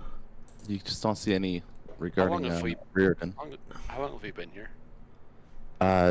In its entirety, or since Sorsha Since left we the arrived. library? And since we arrived at the teleportation circle. About half an hour. Rana, it's been only 30 minutes. Take a Okay, deep breath. well, come over here and please show me where she was looking. That you said Reardon. Uh-huh. It was from this shelf right here. Okay, Okay. Rana, we'll look again on that shelf. Yeah. Orin steps out of her way. Wait. Like while she's looking, what are crystallized shards of unsound for? What? Did she take the book that Orin was looking at with her? No, you didn't see her take any books. And Right, okay. if you look Oh, back no. at the like, you didn't.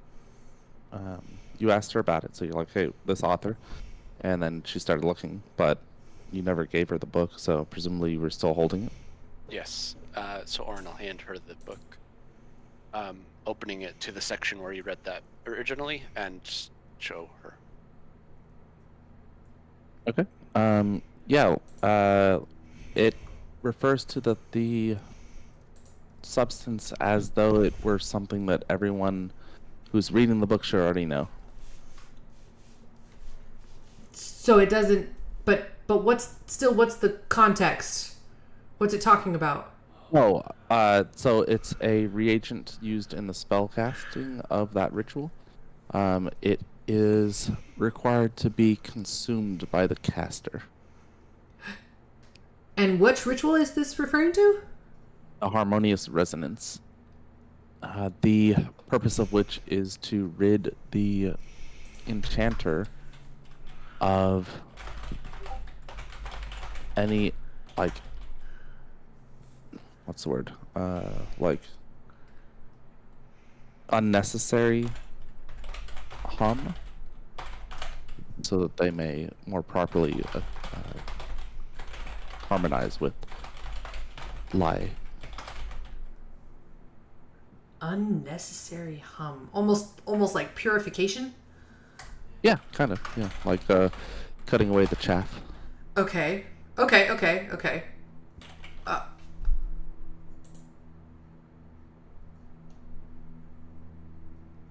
Rana like shudders at the prospect of having to consume a shard of unsound.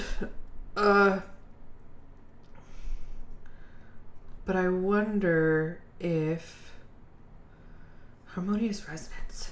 Wonder if she'll try to find more books on the harmonious resonance, since she's failing and everything else, and see if that might help her figure out how, if she's right, how to help return the lysine to their original sound. Or so, does that make sense? If it's purification, and then also if it can help her correct the tuning of the bells, because she still has to figure out how to do that.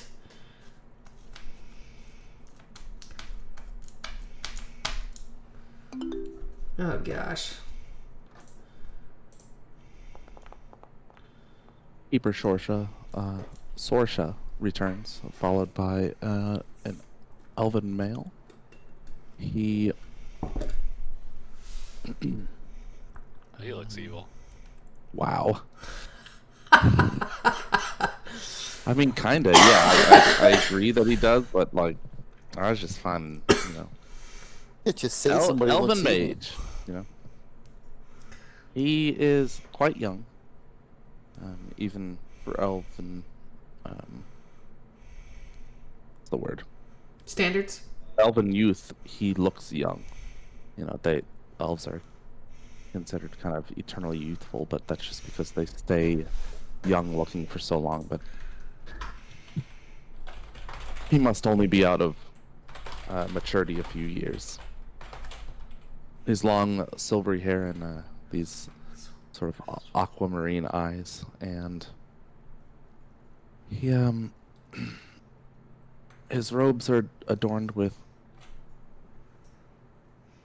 sewn silver in the pattern of arcane runes, which seems to give off a palpable magical energy, as though his robes are enchanted.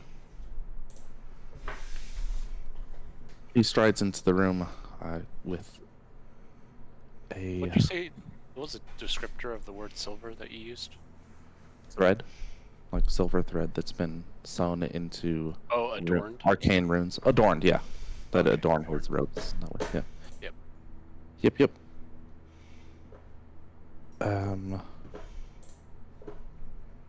Yeah, so he strides into the room with a sort of smoothness that belies his age, and approaches the first person he sees, which is Orin.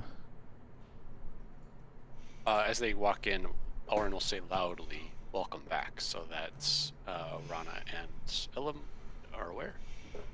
Who are you welcoming back? Would have welcomed back Sorsha as she walked in, He and frowns. then this gentleman walks up to me.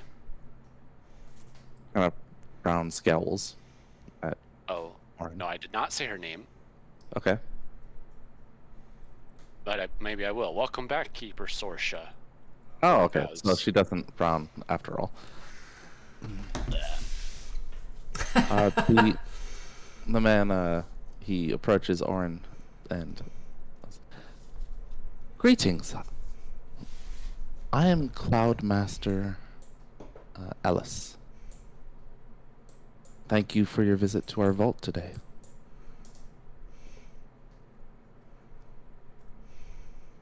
Eyeless. Cloudmaster Eyeless, yes. Sorry, I didn't say that in character. Okay. Fair enough. Cloudmaster Eyeless, pleased to meet you. I am Sage Orin. And Orin bows. It's a pleasure to meet you, Sage Orin. Keeper Sorsha tells me that you were searching for a book written by Riordan, and it is unfindable. Unfindable. Did you find the book you were looking for? I certainly didn't. Well, that's what I asked. Keeper Sorsha's help. And the result, Sage Orin? You tell me. It seems that the book has the quality of not being able to be found. What does that fucking mean? Is the But book you did not find it. Wait, okay. Is the book supposed to be here?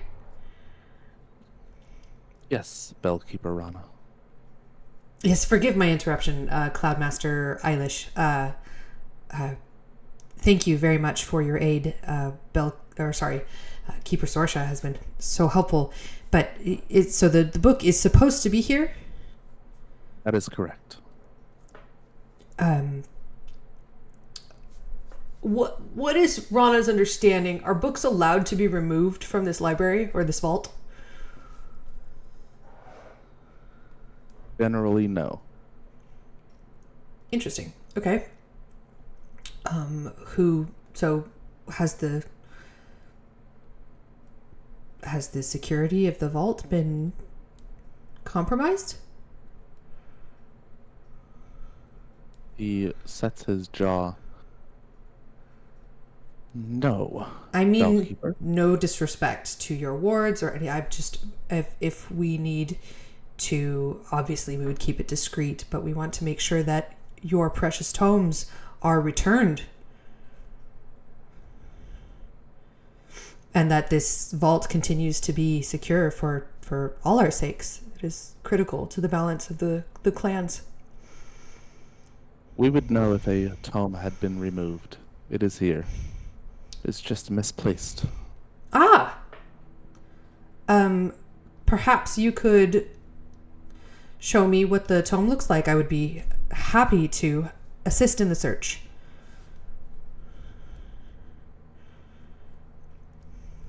Of course. He intones and opens his palm. A image of a blue leather-bound tome appears. It has the author's name at the bottom. The tome is called...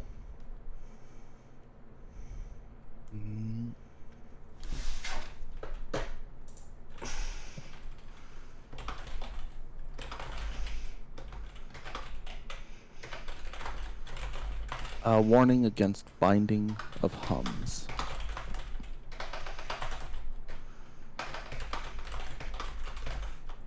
A warning against binding of hums. Okay.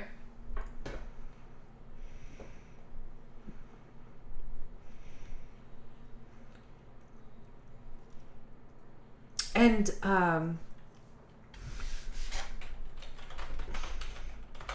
excellent. Thank you very much. And which section is it normally supposed to be in? Indicates the section nearest the wall.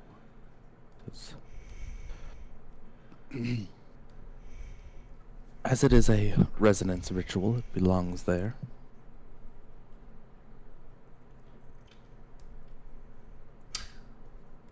Wonderful. Well, how might I suggest perhaps I will confirm that it is not in the section that it is supposed to be in, since I am not as familiar with these shelves as you are, and we might split the duties that way.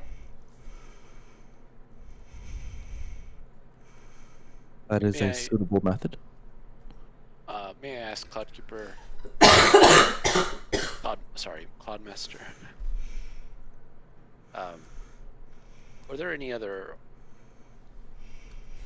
authors that Reardon might have worked with, or that might have related works to this subject? Of course, there are many tomes on resonance rituals.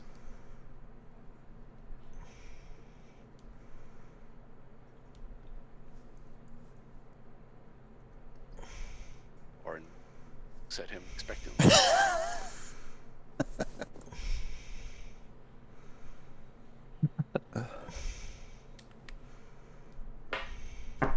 One second.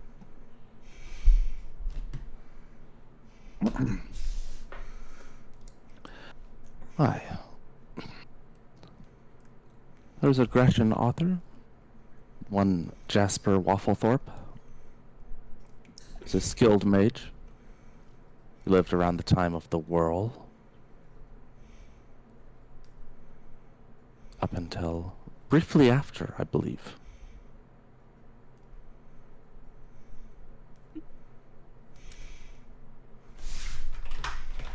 Jasper, what? Whifflethorpe? Wafflethorpe. Wafflethorpe. Wafflethorpe. Okay. He's from the Thorpe that invented waffles, obviously.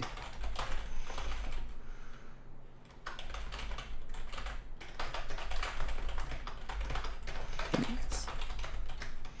Yes, that is a great a great observation.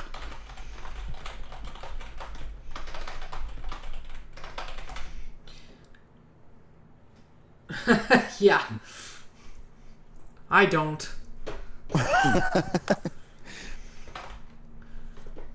Just after. A skilled mage that was capable with binding rituals? And he died right after the Whirl, and he was Grecian.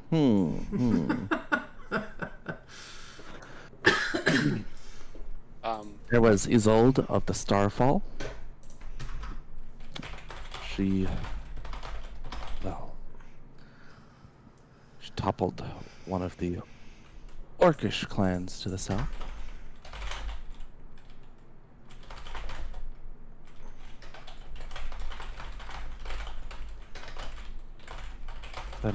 As I said, there were quite a few authors. It would take too long to name them all. Those are likely to. Go ahead. Cloudmaster, this is really helpful. Thank you. May I ask if it's possible that this tome and others like it might be downstairs in a restricted section, perhaps? This entire vault is restricted. But the downstairs is even more restricted, wouldn't you say? Cloudmaster Eyeless, Horn Bows, Twirls. Tomes kept below are dangerous for other reasons. Such as?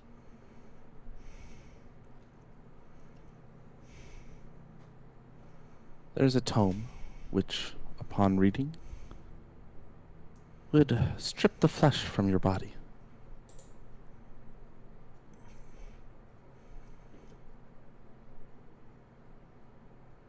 Like slowly or all at once? I haven't tested. A wise choice. Commendable. Tomes below are not dangerous for the knowledge they keep, but for the effects they would have on the reader. Sage Orin.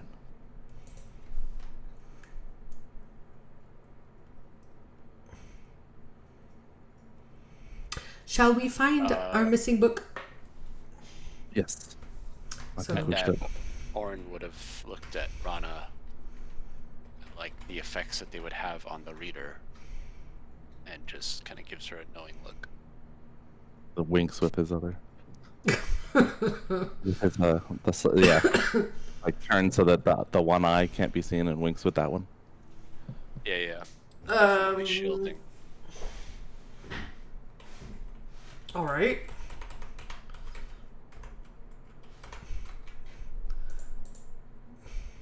Ilis turns to Sorsha. Keeper Sorsha, please gather the other keepers. This is a task for many. So Rana goes right here and is looking for one book and goes like painstakingly slow looking for this one book exactly where it's supposed to be. Go ahead and give me a investigation at advantage. Orin will start at the opposite end and do the same thing. Investigation at advantage.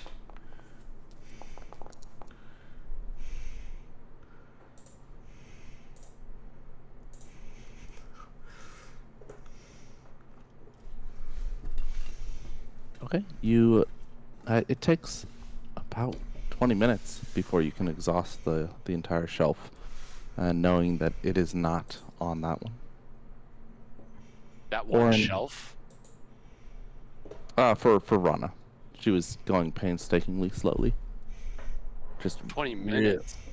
Yeah, I mean, there's a lot of books, and she's like, she said she was being like painstakingly slow. So, in the meantime, Orin has finished a whole row, and found that the book is not in that one. Continues. Give me another investigation. Yeah, Rana will, after confirming that it's not here, she'll first of all ask Ilum to help. and then move on to the next, the adjacent. She'll take a quick look, I guess, at this one and see if she can assess which shelf seems to be more related to the section she's been looking at.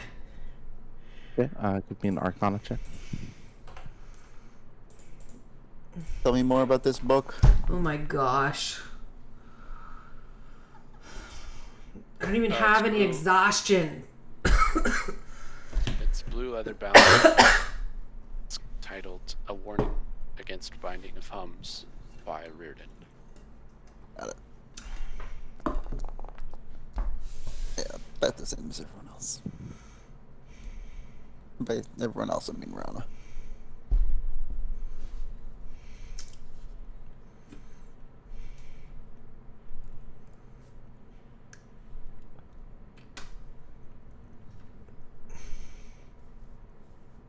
Both rolled very, very well, actually.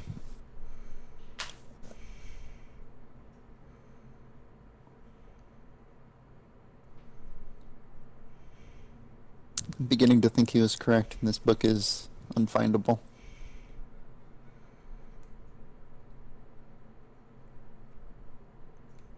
I'm beginning to think it was stolen. I assure you, Bellkeeper Rana, we would know if it was stolen. Oh, who's here? That was Orin. Ilis. Oh, so she was like murmuring to. It's a real quiet library. Okay. I mean, you murmur, but it's when there's no other sound, it carries. Yeah, okay. Orin pulls out this book that looks, it's blue leather bound, but Roll a d2 for me. oh boy, D2. Only 2 outcomes. Correct. You. Is it I mean- is it the right book? Yes or no? Okay. Volume 1 or Volume 2? Yeah, so you pull out A Rudimentary Evaluation of the Higher Orders of Transmutation by Phineas Thranesdown. Yep. Okay. I'm just gonna set it on this table here Mm-hmm. and continue to look for both the blue leather book and for any books by Jasper Wafflethorpe or Isolde of the Starfall. Well, I think my whisper may have been a slight. There might have been a slight miscommunication within it. You find 2 books with that title. What? You find 2 books with the title A rudimentary evaluation of the higher orders of transmutation by Phineas Thranesdown. Why would I? Okay. Are they? Do they look like they are They look thicker the or thinner? exact same, and they are in different shelves. Oh. I extract both of them and compare the differences on the table. They look exactly the same. Cloud Master Eyeless, if you please.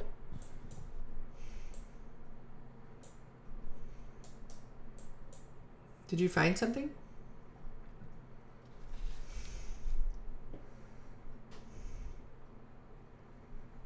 He has 2 leather-bound books, blue, on the table. They appear to have the same title and author. Are there duplicate copies in this vault? Not kept here. And not So- of this volume. And why would they be in different places on this bookshelf? Orin gestures to the 2 gaps where he pulled the books. Rana walks up to the books and opens them. Oh no. Uh-oh. Book monster. Book monster for kids. Go ahead and roll initiative. Ooh.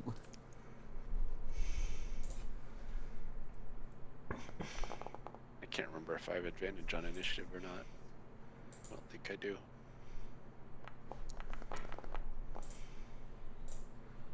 don't think I've got anything giving me advantage on initiative. Right? Wait, am I supposed to? I roll with advantage.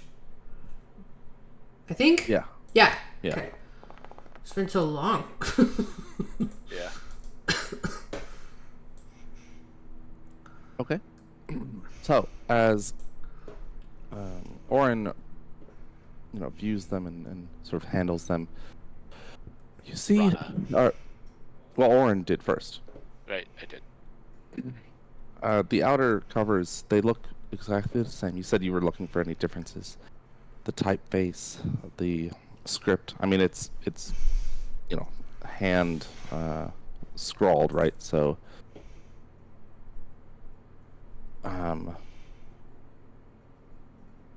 there are minute differences. There should be minute differences, but they look like precisely the same. It looks like, printers don't exist, but if a printer spat them out with a special font.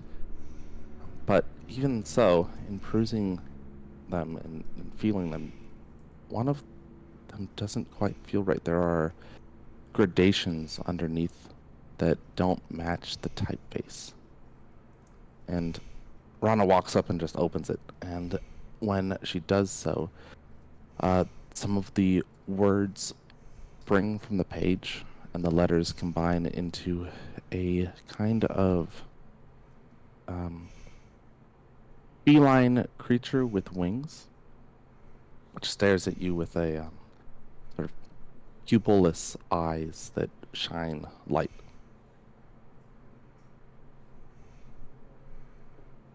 Um, Dun dun dun. has Rana ever seen something like this before? It's like, I can see what it's called, but... Oh, wait, hold on. There it goes.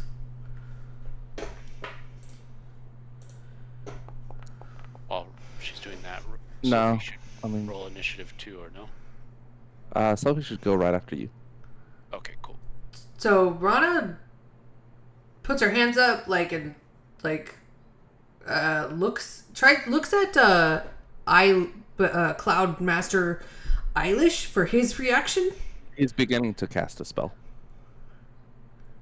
Aggressive. Looks like it's towards the creature that just left from the book. Okay. It says,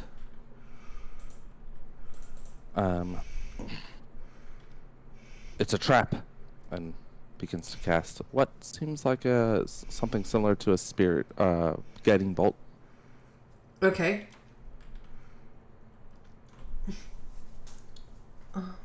Okay.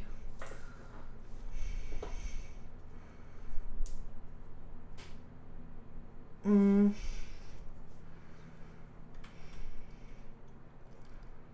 Hmm. I don't know. This feels really It- lame. I guess I'll just use Toll the Dead. Wow. You don't even have Sacred Flame? I do have Sacred Flame, Well, but this it's is a uninjured. library. Yeah, but Sacred Flame deals radiant damage.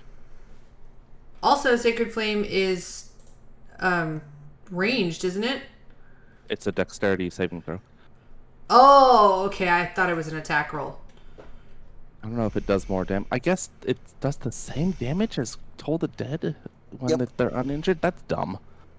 It's a better damage type. I guess. Yeah, that's true.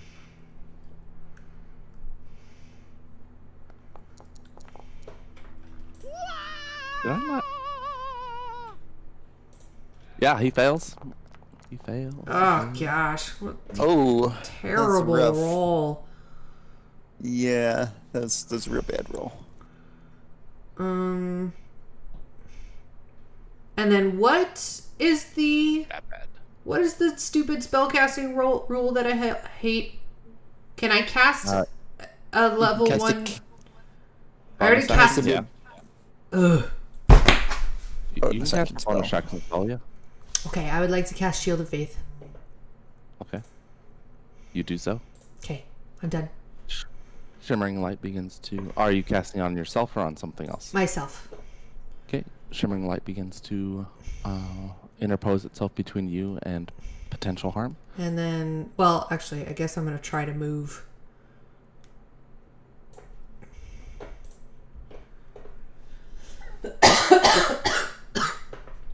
It strikes out at you with a limb, and its limbs seem somewhat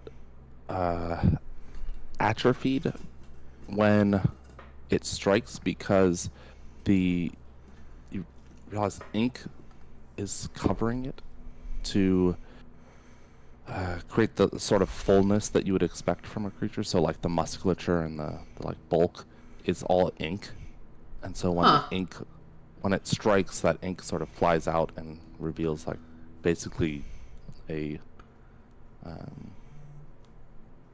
bone-like structure that is quite thin.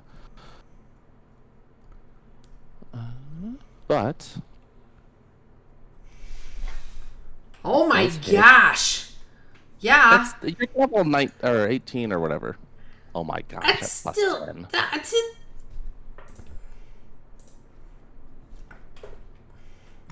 It does 22 points of bludgeoning damage. Can I get a Constitution saving throw, please?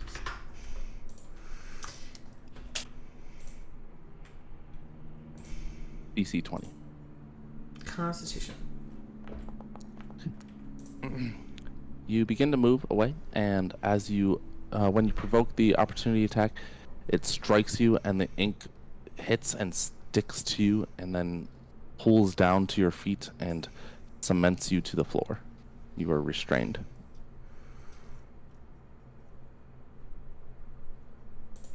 Okay. Anything else? Bonus? You already bonus actioned, so Yep, that's my go. Constitution saving throw to keep Shield of Faith. Oh.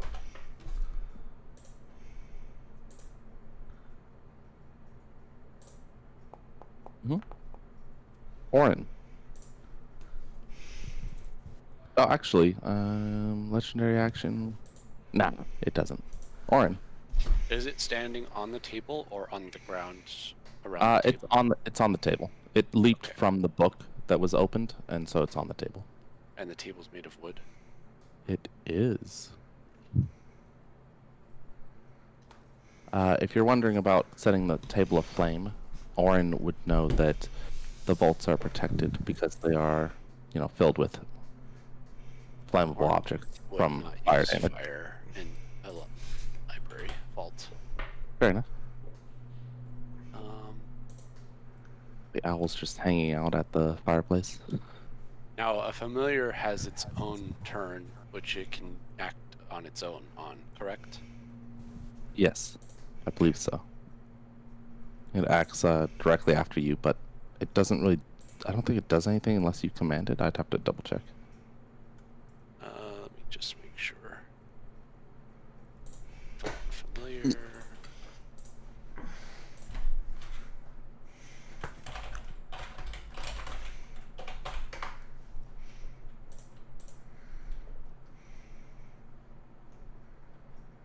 Combat, it rolls its own initiative and acts on its own turn. Familiar can't attack, but it can take other actions as normal. Okay, yeah. So All I'm gonna do is have it do flyby and distract this creature. Okay. But let's see. I want to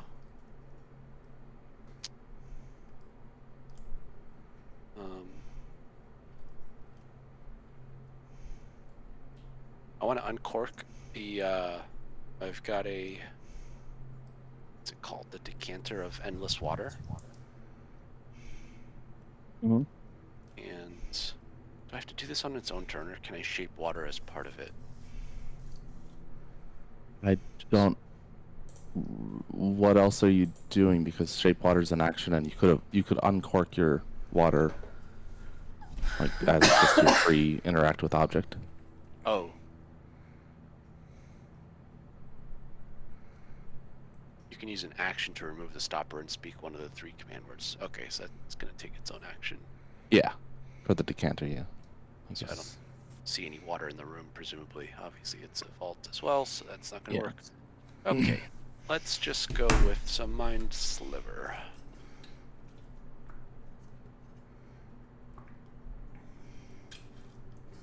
And pop damage.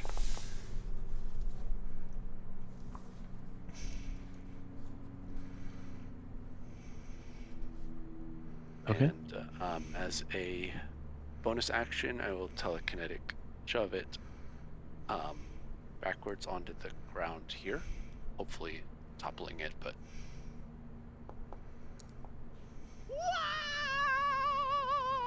oh, can I put it here? 10. Yeah. Oh, 10 feet, huh?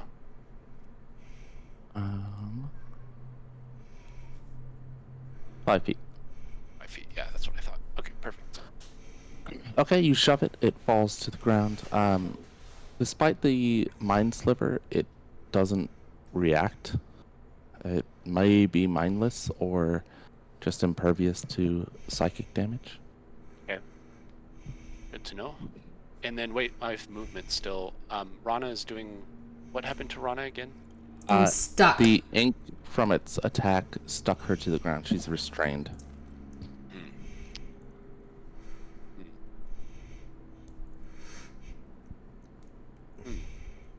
Okay. I don't think there's anything much I can do for her right now, but I will kind of move around here so that we have some different angles covered. Okay. And Sophie will do a flyby so that it is. It's not my turn, it's Sophie's turn. Yeah, but okay. Which should, I think flyby just gives it disadvantage. Okay. Disadvantage on what?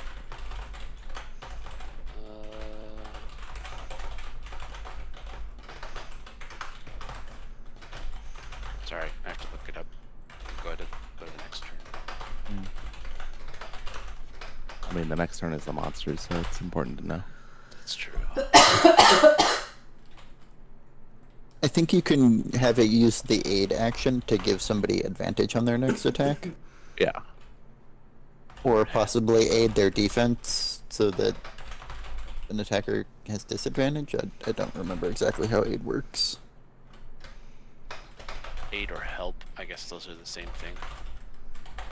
Yeah. Let's aid Rana's next action, so she'll just have advantage on her next ability check or saving throw. Okay. If it makes Okay. sense. Yep. Like a wisdom saving throw wouldn't really get advantage. Like, what's the owl gonna do to help her there? Her name is literally Sophie. Okay. I mean, I could name my phone Moneymaker, and it's not gonna help me with that. You'd be Okay, surprised. so Sophie, Sophie lands on Rana's shoulder, being gentle not to cut into you with her talons, and then coos softly into your ear, and you feel invigorated, as though even if something posed a unusual question, you would have the serenity to suss out a proper, wise response. Okay. The strange book creature stands up and shakes and flicks away some of the excess ink, and with it sort of opening up and standing tall and kind of proud, you note that there are runes of ink covering its body and face, and they drip as though running. And it will...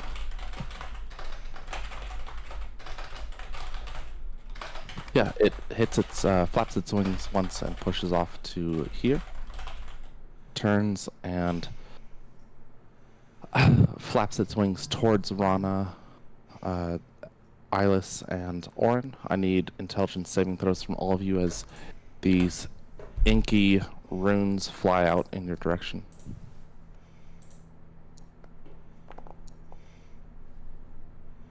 DC 20 intelligence saving throw. So, I mean, I guess a 20 would have auto. Anyway.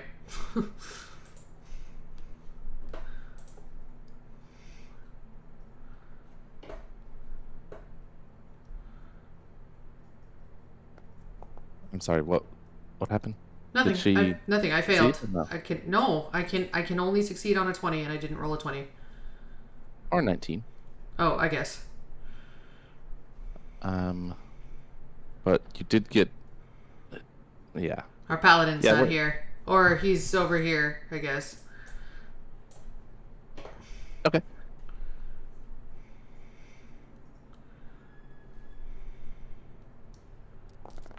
Alright, information assaults your mind as the knowledge of countless spells, arcana, and magical theory just floods you. You take 32 points of psychic damage. Orin takes 16. And Rana is stunned. Does that mean I lose my concentration? Yes, Okay. I believe so.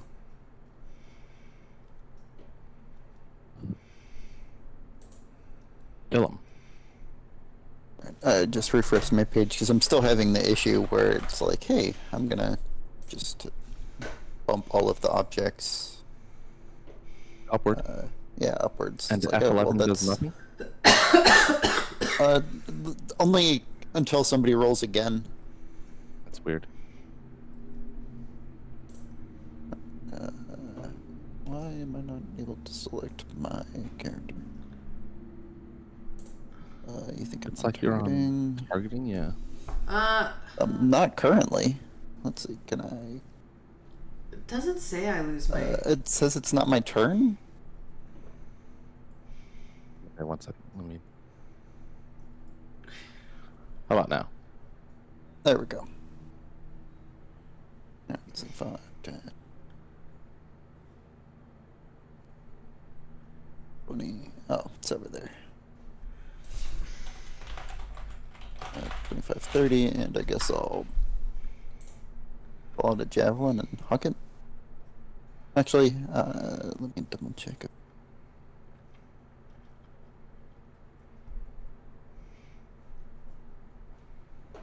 This character. Yeah, I'll use Vow of Enmity on this guy as a bonus action, and then huck javelins. Oh, yeah. Okay, being incapacitated. You lose concentration.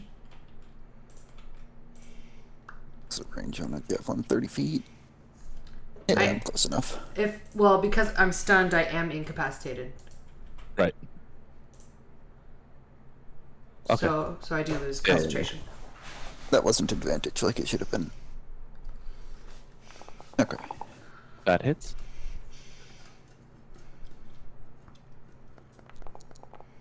Okay. Then I'll pull out another javelin.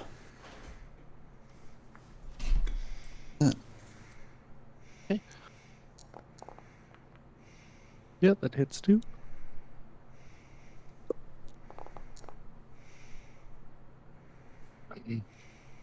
That's my Ink goal. spatters the ground around it.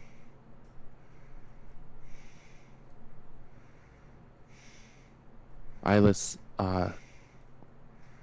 throws the guiding bolt towards it.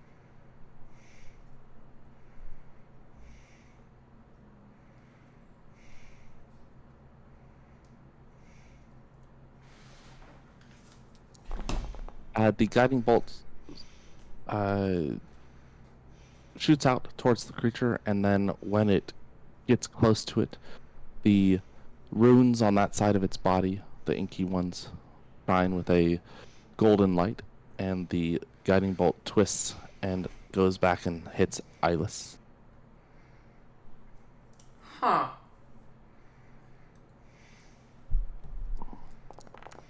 He staggers.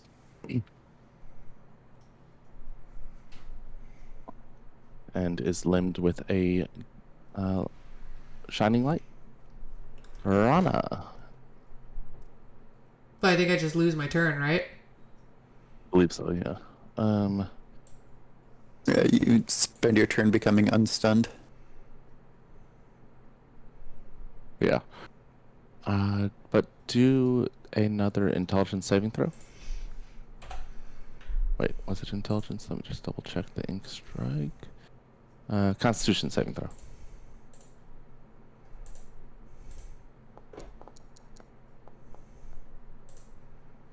Okay, so the stun wears off, but you are still restrained.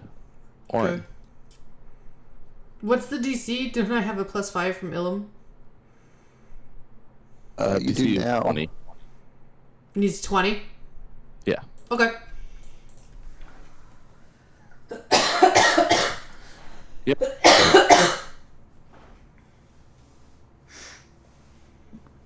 Okay, this creature has wings, correct? Mm-hmm. And Currently on the ground, though. it's on the ground, as in its wings are folded, or it stumbled.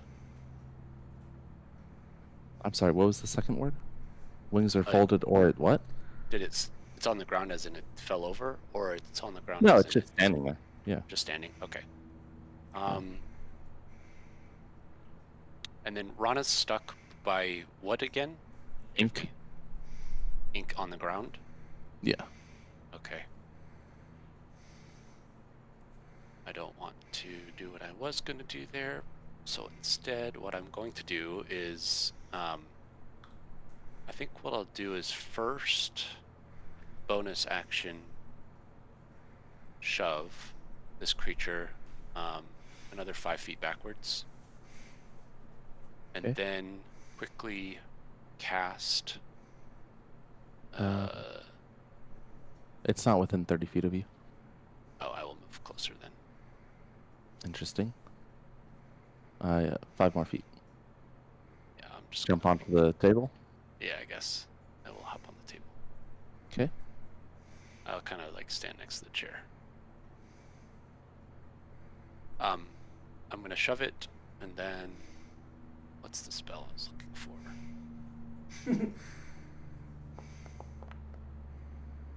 Being a wizard is that way.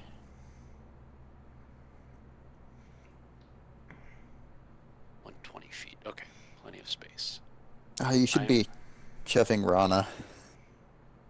I was gonna shove her down the hallway, but if she's stuck to the ink, then she's just gonna fall flat and probably get hurt.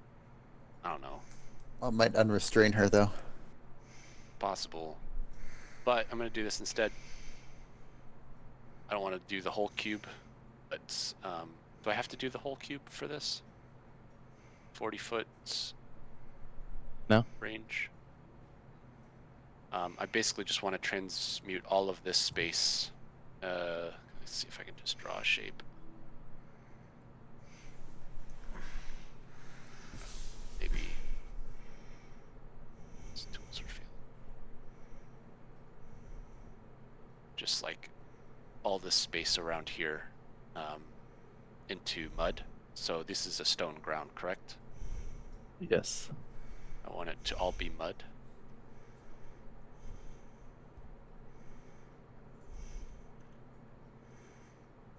Yes. Okay. Strength saving throw. Yeah. What the hell? Oof.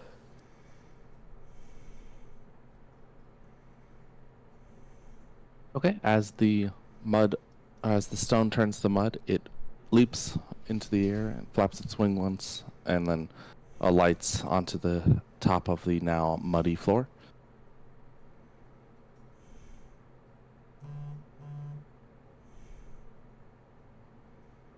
Okay. Anything else?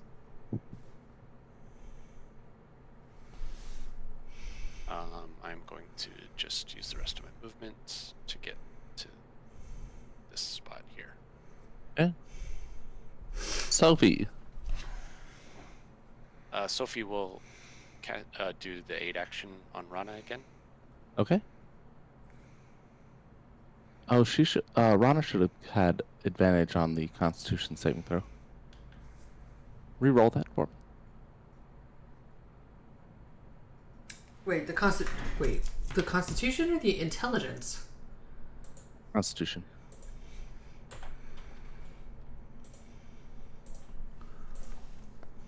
Nope. I think the dice hate me today. Okay. The ink creature flies off southward.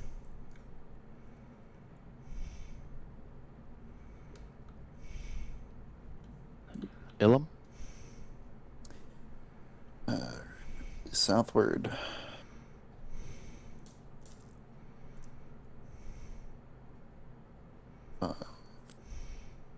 Come on.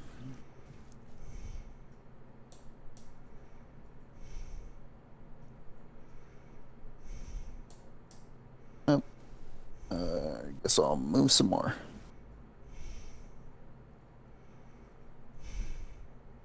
There it is. Cool. Went the longest away. That's it for my go. Okay. Eyeless will.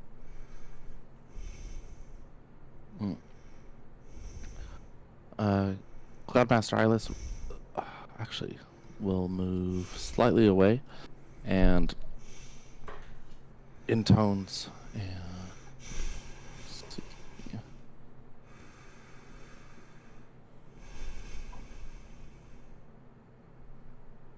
Yeah, intones makes a few gestures, and the ink that is constricting Rana bursts and then hits the ground in sort of black, globby residue and water. She is no longer restrained. It is Rana's go. My deepest gratitude, Cloudmaster. She's going to heft her bow and I guess go this way. There it is. Yep, if I'd gone that way, I could have hit it, but I went the other way. 20 feet. I think I have 35 feet of movement, so I'm going to go here. And I'm going to shoot it. Okay. Fuck her. Do you have an exit wounds bow? Because that'd be funny. Okay. I do not. Oh, that is a pretty great bow, though. That hits.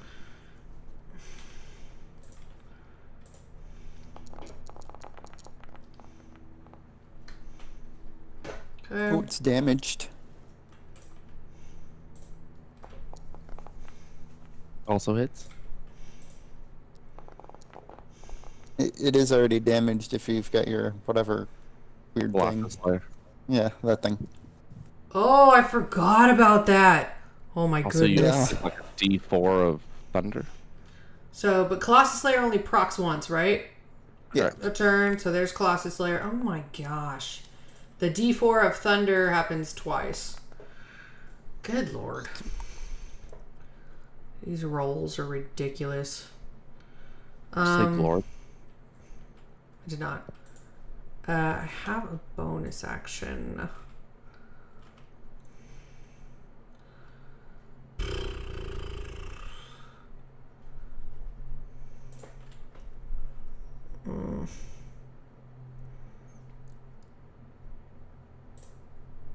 Yeah, I'll use my bonus action to use Life Spring and heal myself a little bit. I'm going to use 3d6. Okay. And that will be my go. The ink creature looks left and right back at Ilum and jumps into the books next to it.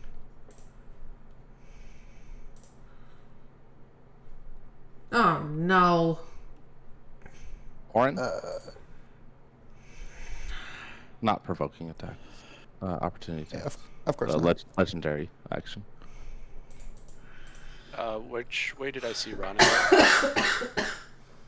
Downward and then to the right. Okay.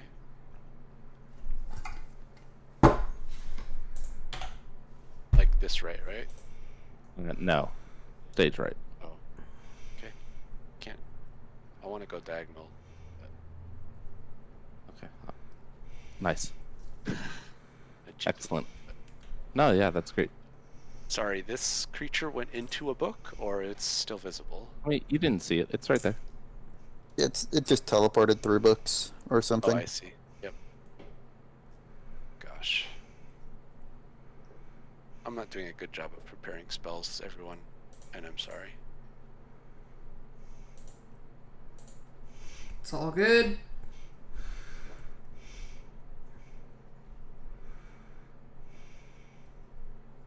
Just hit it with a disintegrate. It'll be hilarious. I can't see its health. No, we can't. Why Is can that by design? You should be able to see it now. Okay. Nope. I can't At see. least I can't. I can't see Orin's health either, though. I can see Ilum's, I can see Rana's. but it's fine. I imagine we're trying to wrap up this combat. Ah, yes. Good time. All I have are fire spells, guys. That's not true. I know. But I don't want to use the expensive ones. Well, he did say that you know the books are protected from fire. Right. But so is the room. No. Also, it might not be, so you might be safe from like burning the books. You drop a fireball on it. Or a firebolt or whatever. I mean, Orn's knowledge about books and libraries, he's not going to cast a firebolt or a fireball in a library with a bunch of books around. Well, that's what I'm saying, though. You know that this particular library is magically protected against fire. But but the other thing to consider is you also watched Eilish cast a guiding bolt at it, and it Got turned back. bounced back at him. So Yeah. This is true. might want to do some sort of save. Oh, wait. That was a save spell. No, Never mind. Guiding Bolt is not a save spell. Oh, okay. So maybe...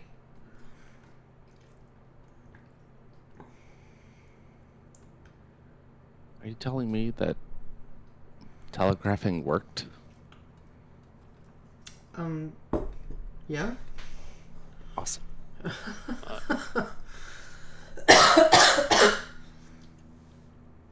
And it was it seemed like it was immune to psychic energy. Mm-hmm. Well, God, I feel completely useless. I have a huge book of spells and I can't use the ones that I need to use. Being a spellcaster is not all it's cracked out to be. It Orin can be gets rough. disadvantage on all saves. Like, how very dare you, sir? Hit him with a disintegrate.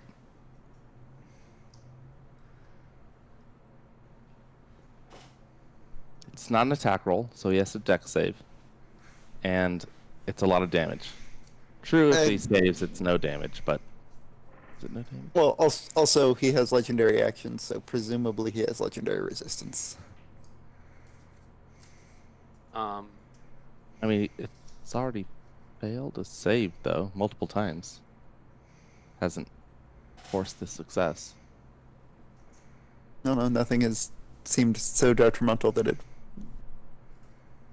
necessitate forcing a save. Need to make a decision. sorry, Yeah. I know. I feel completely stumped here. I'm sorry. Maybe take the DM hint.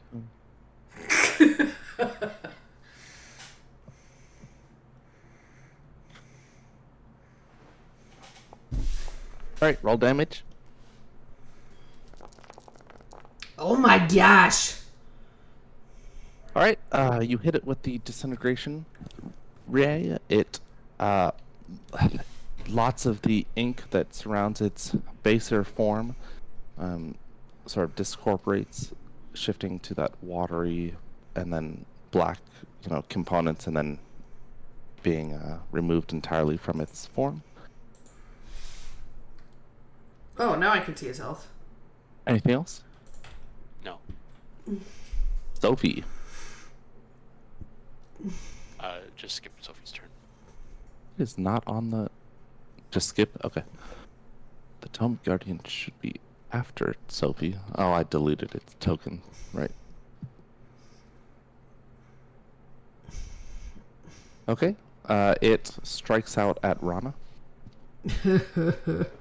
I'm not supposed to be the front liner.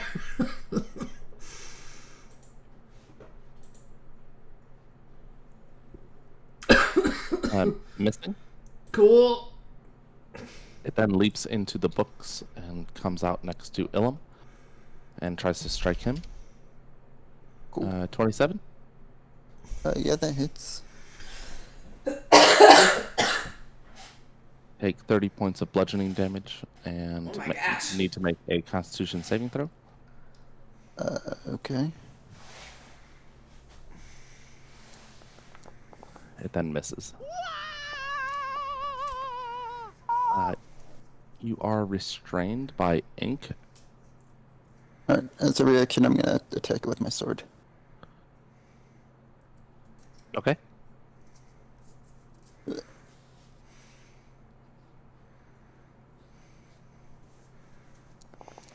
And hit. we'll just go ahead and burn some Divine Smite. Let's go with the third level slot.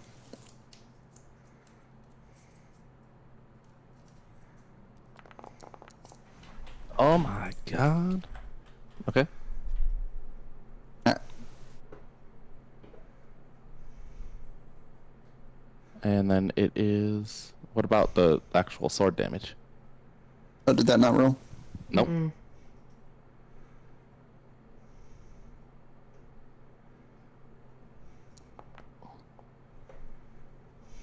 Okay, Ilum.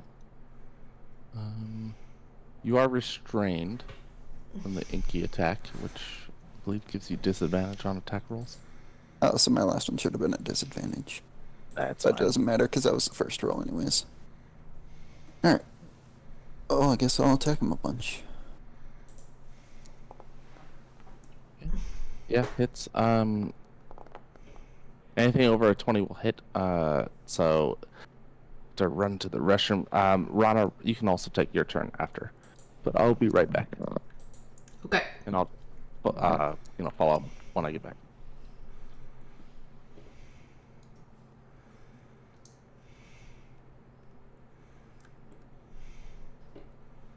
Are you done? Oh. Yeah.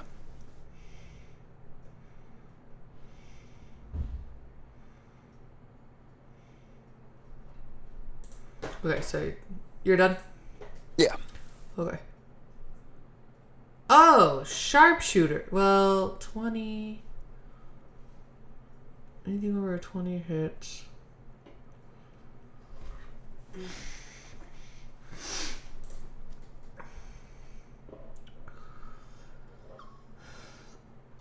I don't remember what.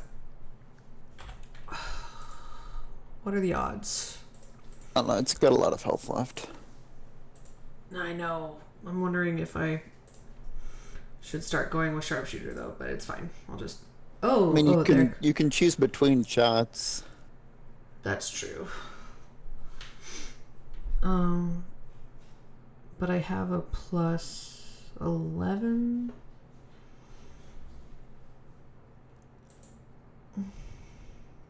Yeah, whatever.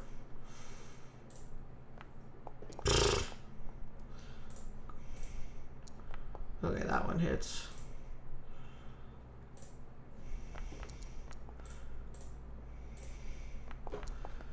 Okay, and then I was gonna do.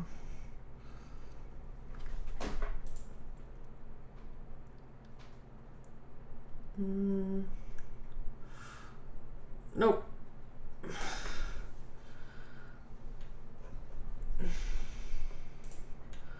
None of the bonus action stuff seems to be helpful right now.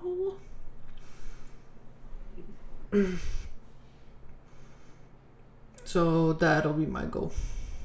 Okay. Sorry about that. All right, so it looks like Rana hit once and missed once, Yup. dealing 27 points of damage. We have a miss from Ilum, a hit from Ilum for 14, and a hit for 15. And then Rana's gonna move here. Well, actually, no, here. Thank you.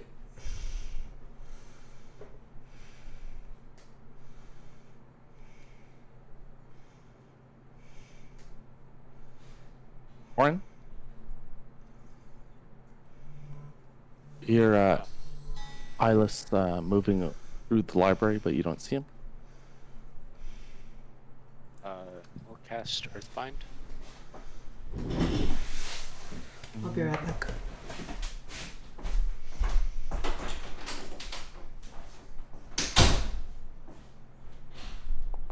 Okay.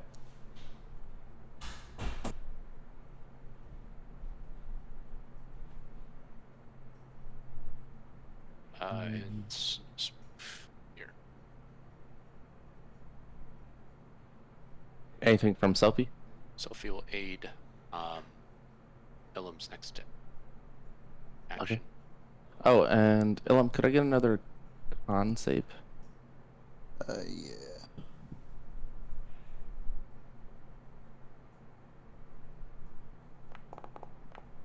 So at the end of your turn, you the ink sort of could no longer keep its hold, and you're no longer restrained.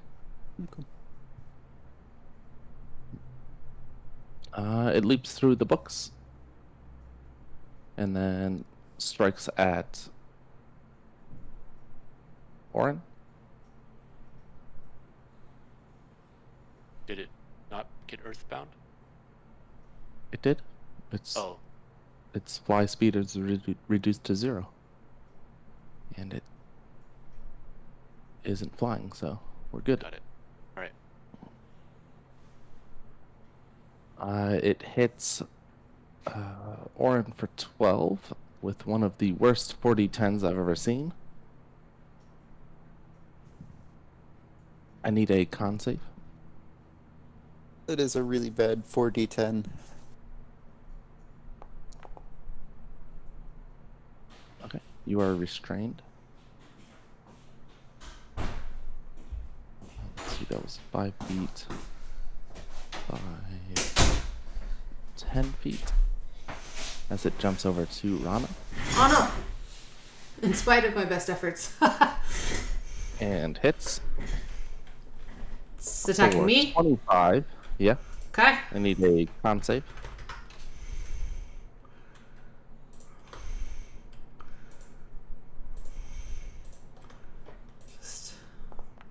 You are restrained. And then it hits Ilum. Hey, it's back. For, I forgot the plus 6, 37. And I need a con save. Oh, just good girls, isn't it? Yes, it is. Yes, it is. Who's a pretty girl? Who's a pretty sage? No, Rose. Come here, Rose. Rose. I'm being attacked by a sage. Could I get a con save from Ilum? Yeah. I didn't realize that was the one you needed the con save from. Yeah. Rana failed. Orin failed. Ooh, I also fail. Yeah, so you are restrained, and it is your go.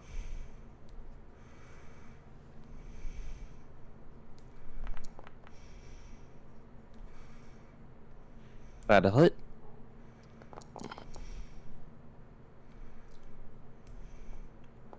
Just That glad misses. this thing isn't super Alright, smart. I'm done.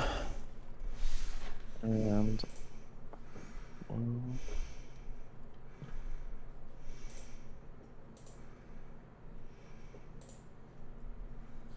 I mean, it's restraining me, so it's pretty heavily hindering my ability to damage it.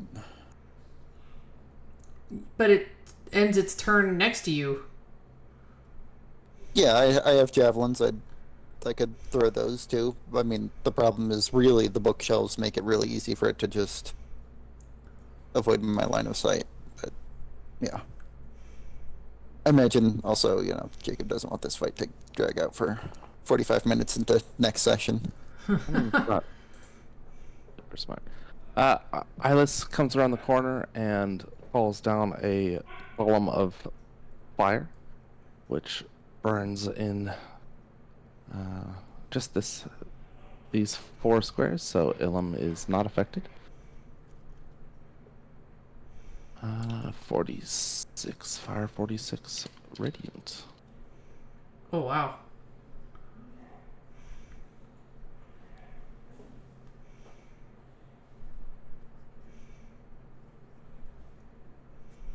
Bring us to Rana. Okay, I'm gonna shoot it.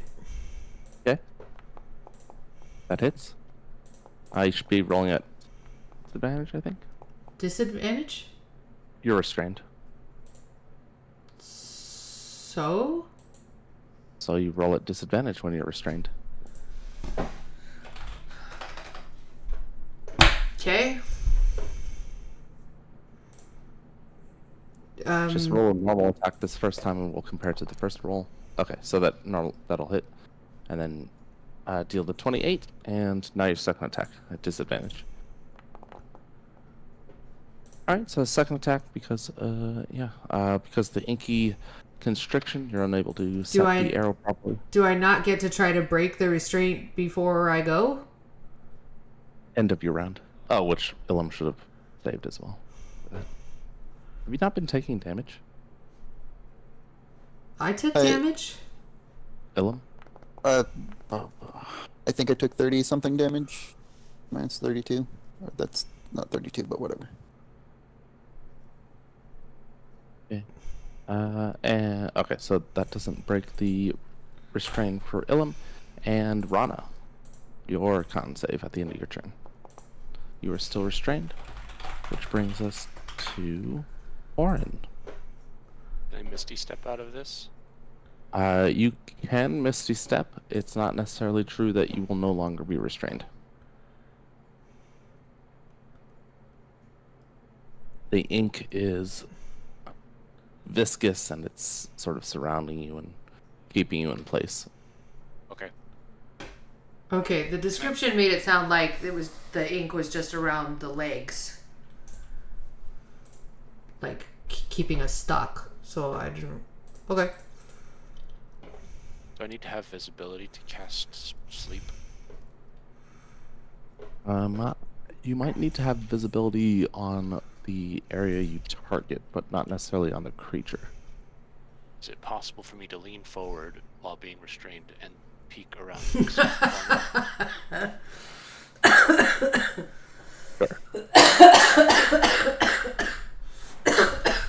Make a dex save to not fall over. Skip placing the template. What spell level are you using? That's a good question. Because you asked it, I'm gonna use a 3rd level, 4th level spell. Screw it, 9th level. Yeah. Okay. Oh my god. Worst use of a 9th level spell slot. Okay, roll your hit point sleep effect.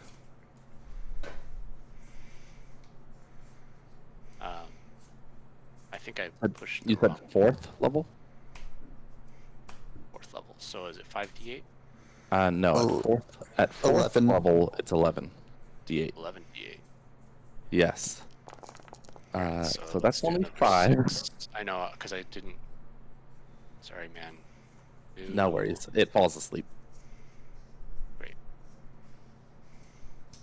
All right. So the sleep spell hits it, and not unlike Butterfree, a bit of the pollen. No. The spell. Yeah, sand and rose petals. So the swirling rose petals surround it, Ilum, and Eyeless, but because of the amount of hit points that they have, they shrug off the effects while the Tome Guardian, the inky creature, staggers, tries to jump into a book, but falls asleep and just hits it, slamming into the ground. And that's where we'll end this week. Can you just finish it off, Ilum? I'm gonna. Just coup de grace. I mean, yeah, you could do a. If you want to, if that's what you're gonna do, we can say that you finish the job on your turn. Yeah, I will. For sure. Okay. So a moment later, it's still fast asleep when Ilum slams his short sword into it, and the ink bursts apart, covering the nearby books, Ilum and Eyeless, as well as the floor. Eyeless, Cloudmaster Eyeless, kind of gasps in a bit of shock and kind of like offense at having had his library books defaced. Oh no. Okay. Cool. We will pick up there next week. Yeah. Good job, everybody. We sort Defeated of the book puzzled monster. the puzzle. Alright. Now, if only we can find our books. Right? Alright. The book's still on the table. Alright. Catch you guys All right. next week. Yep. Later. Well,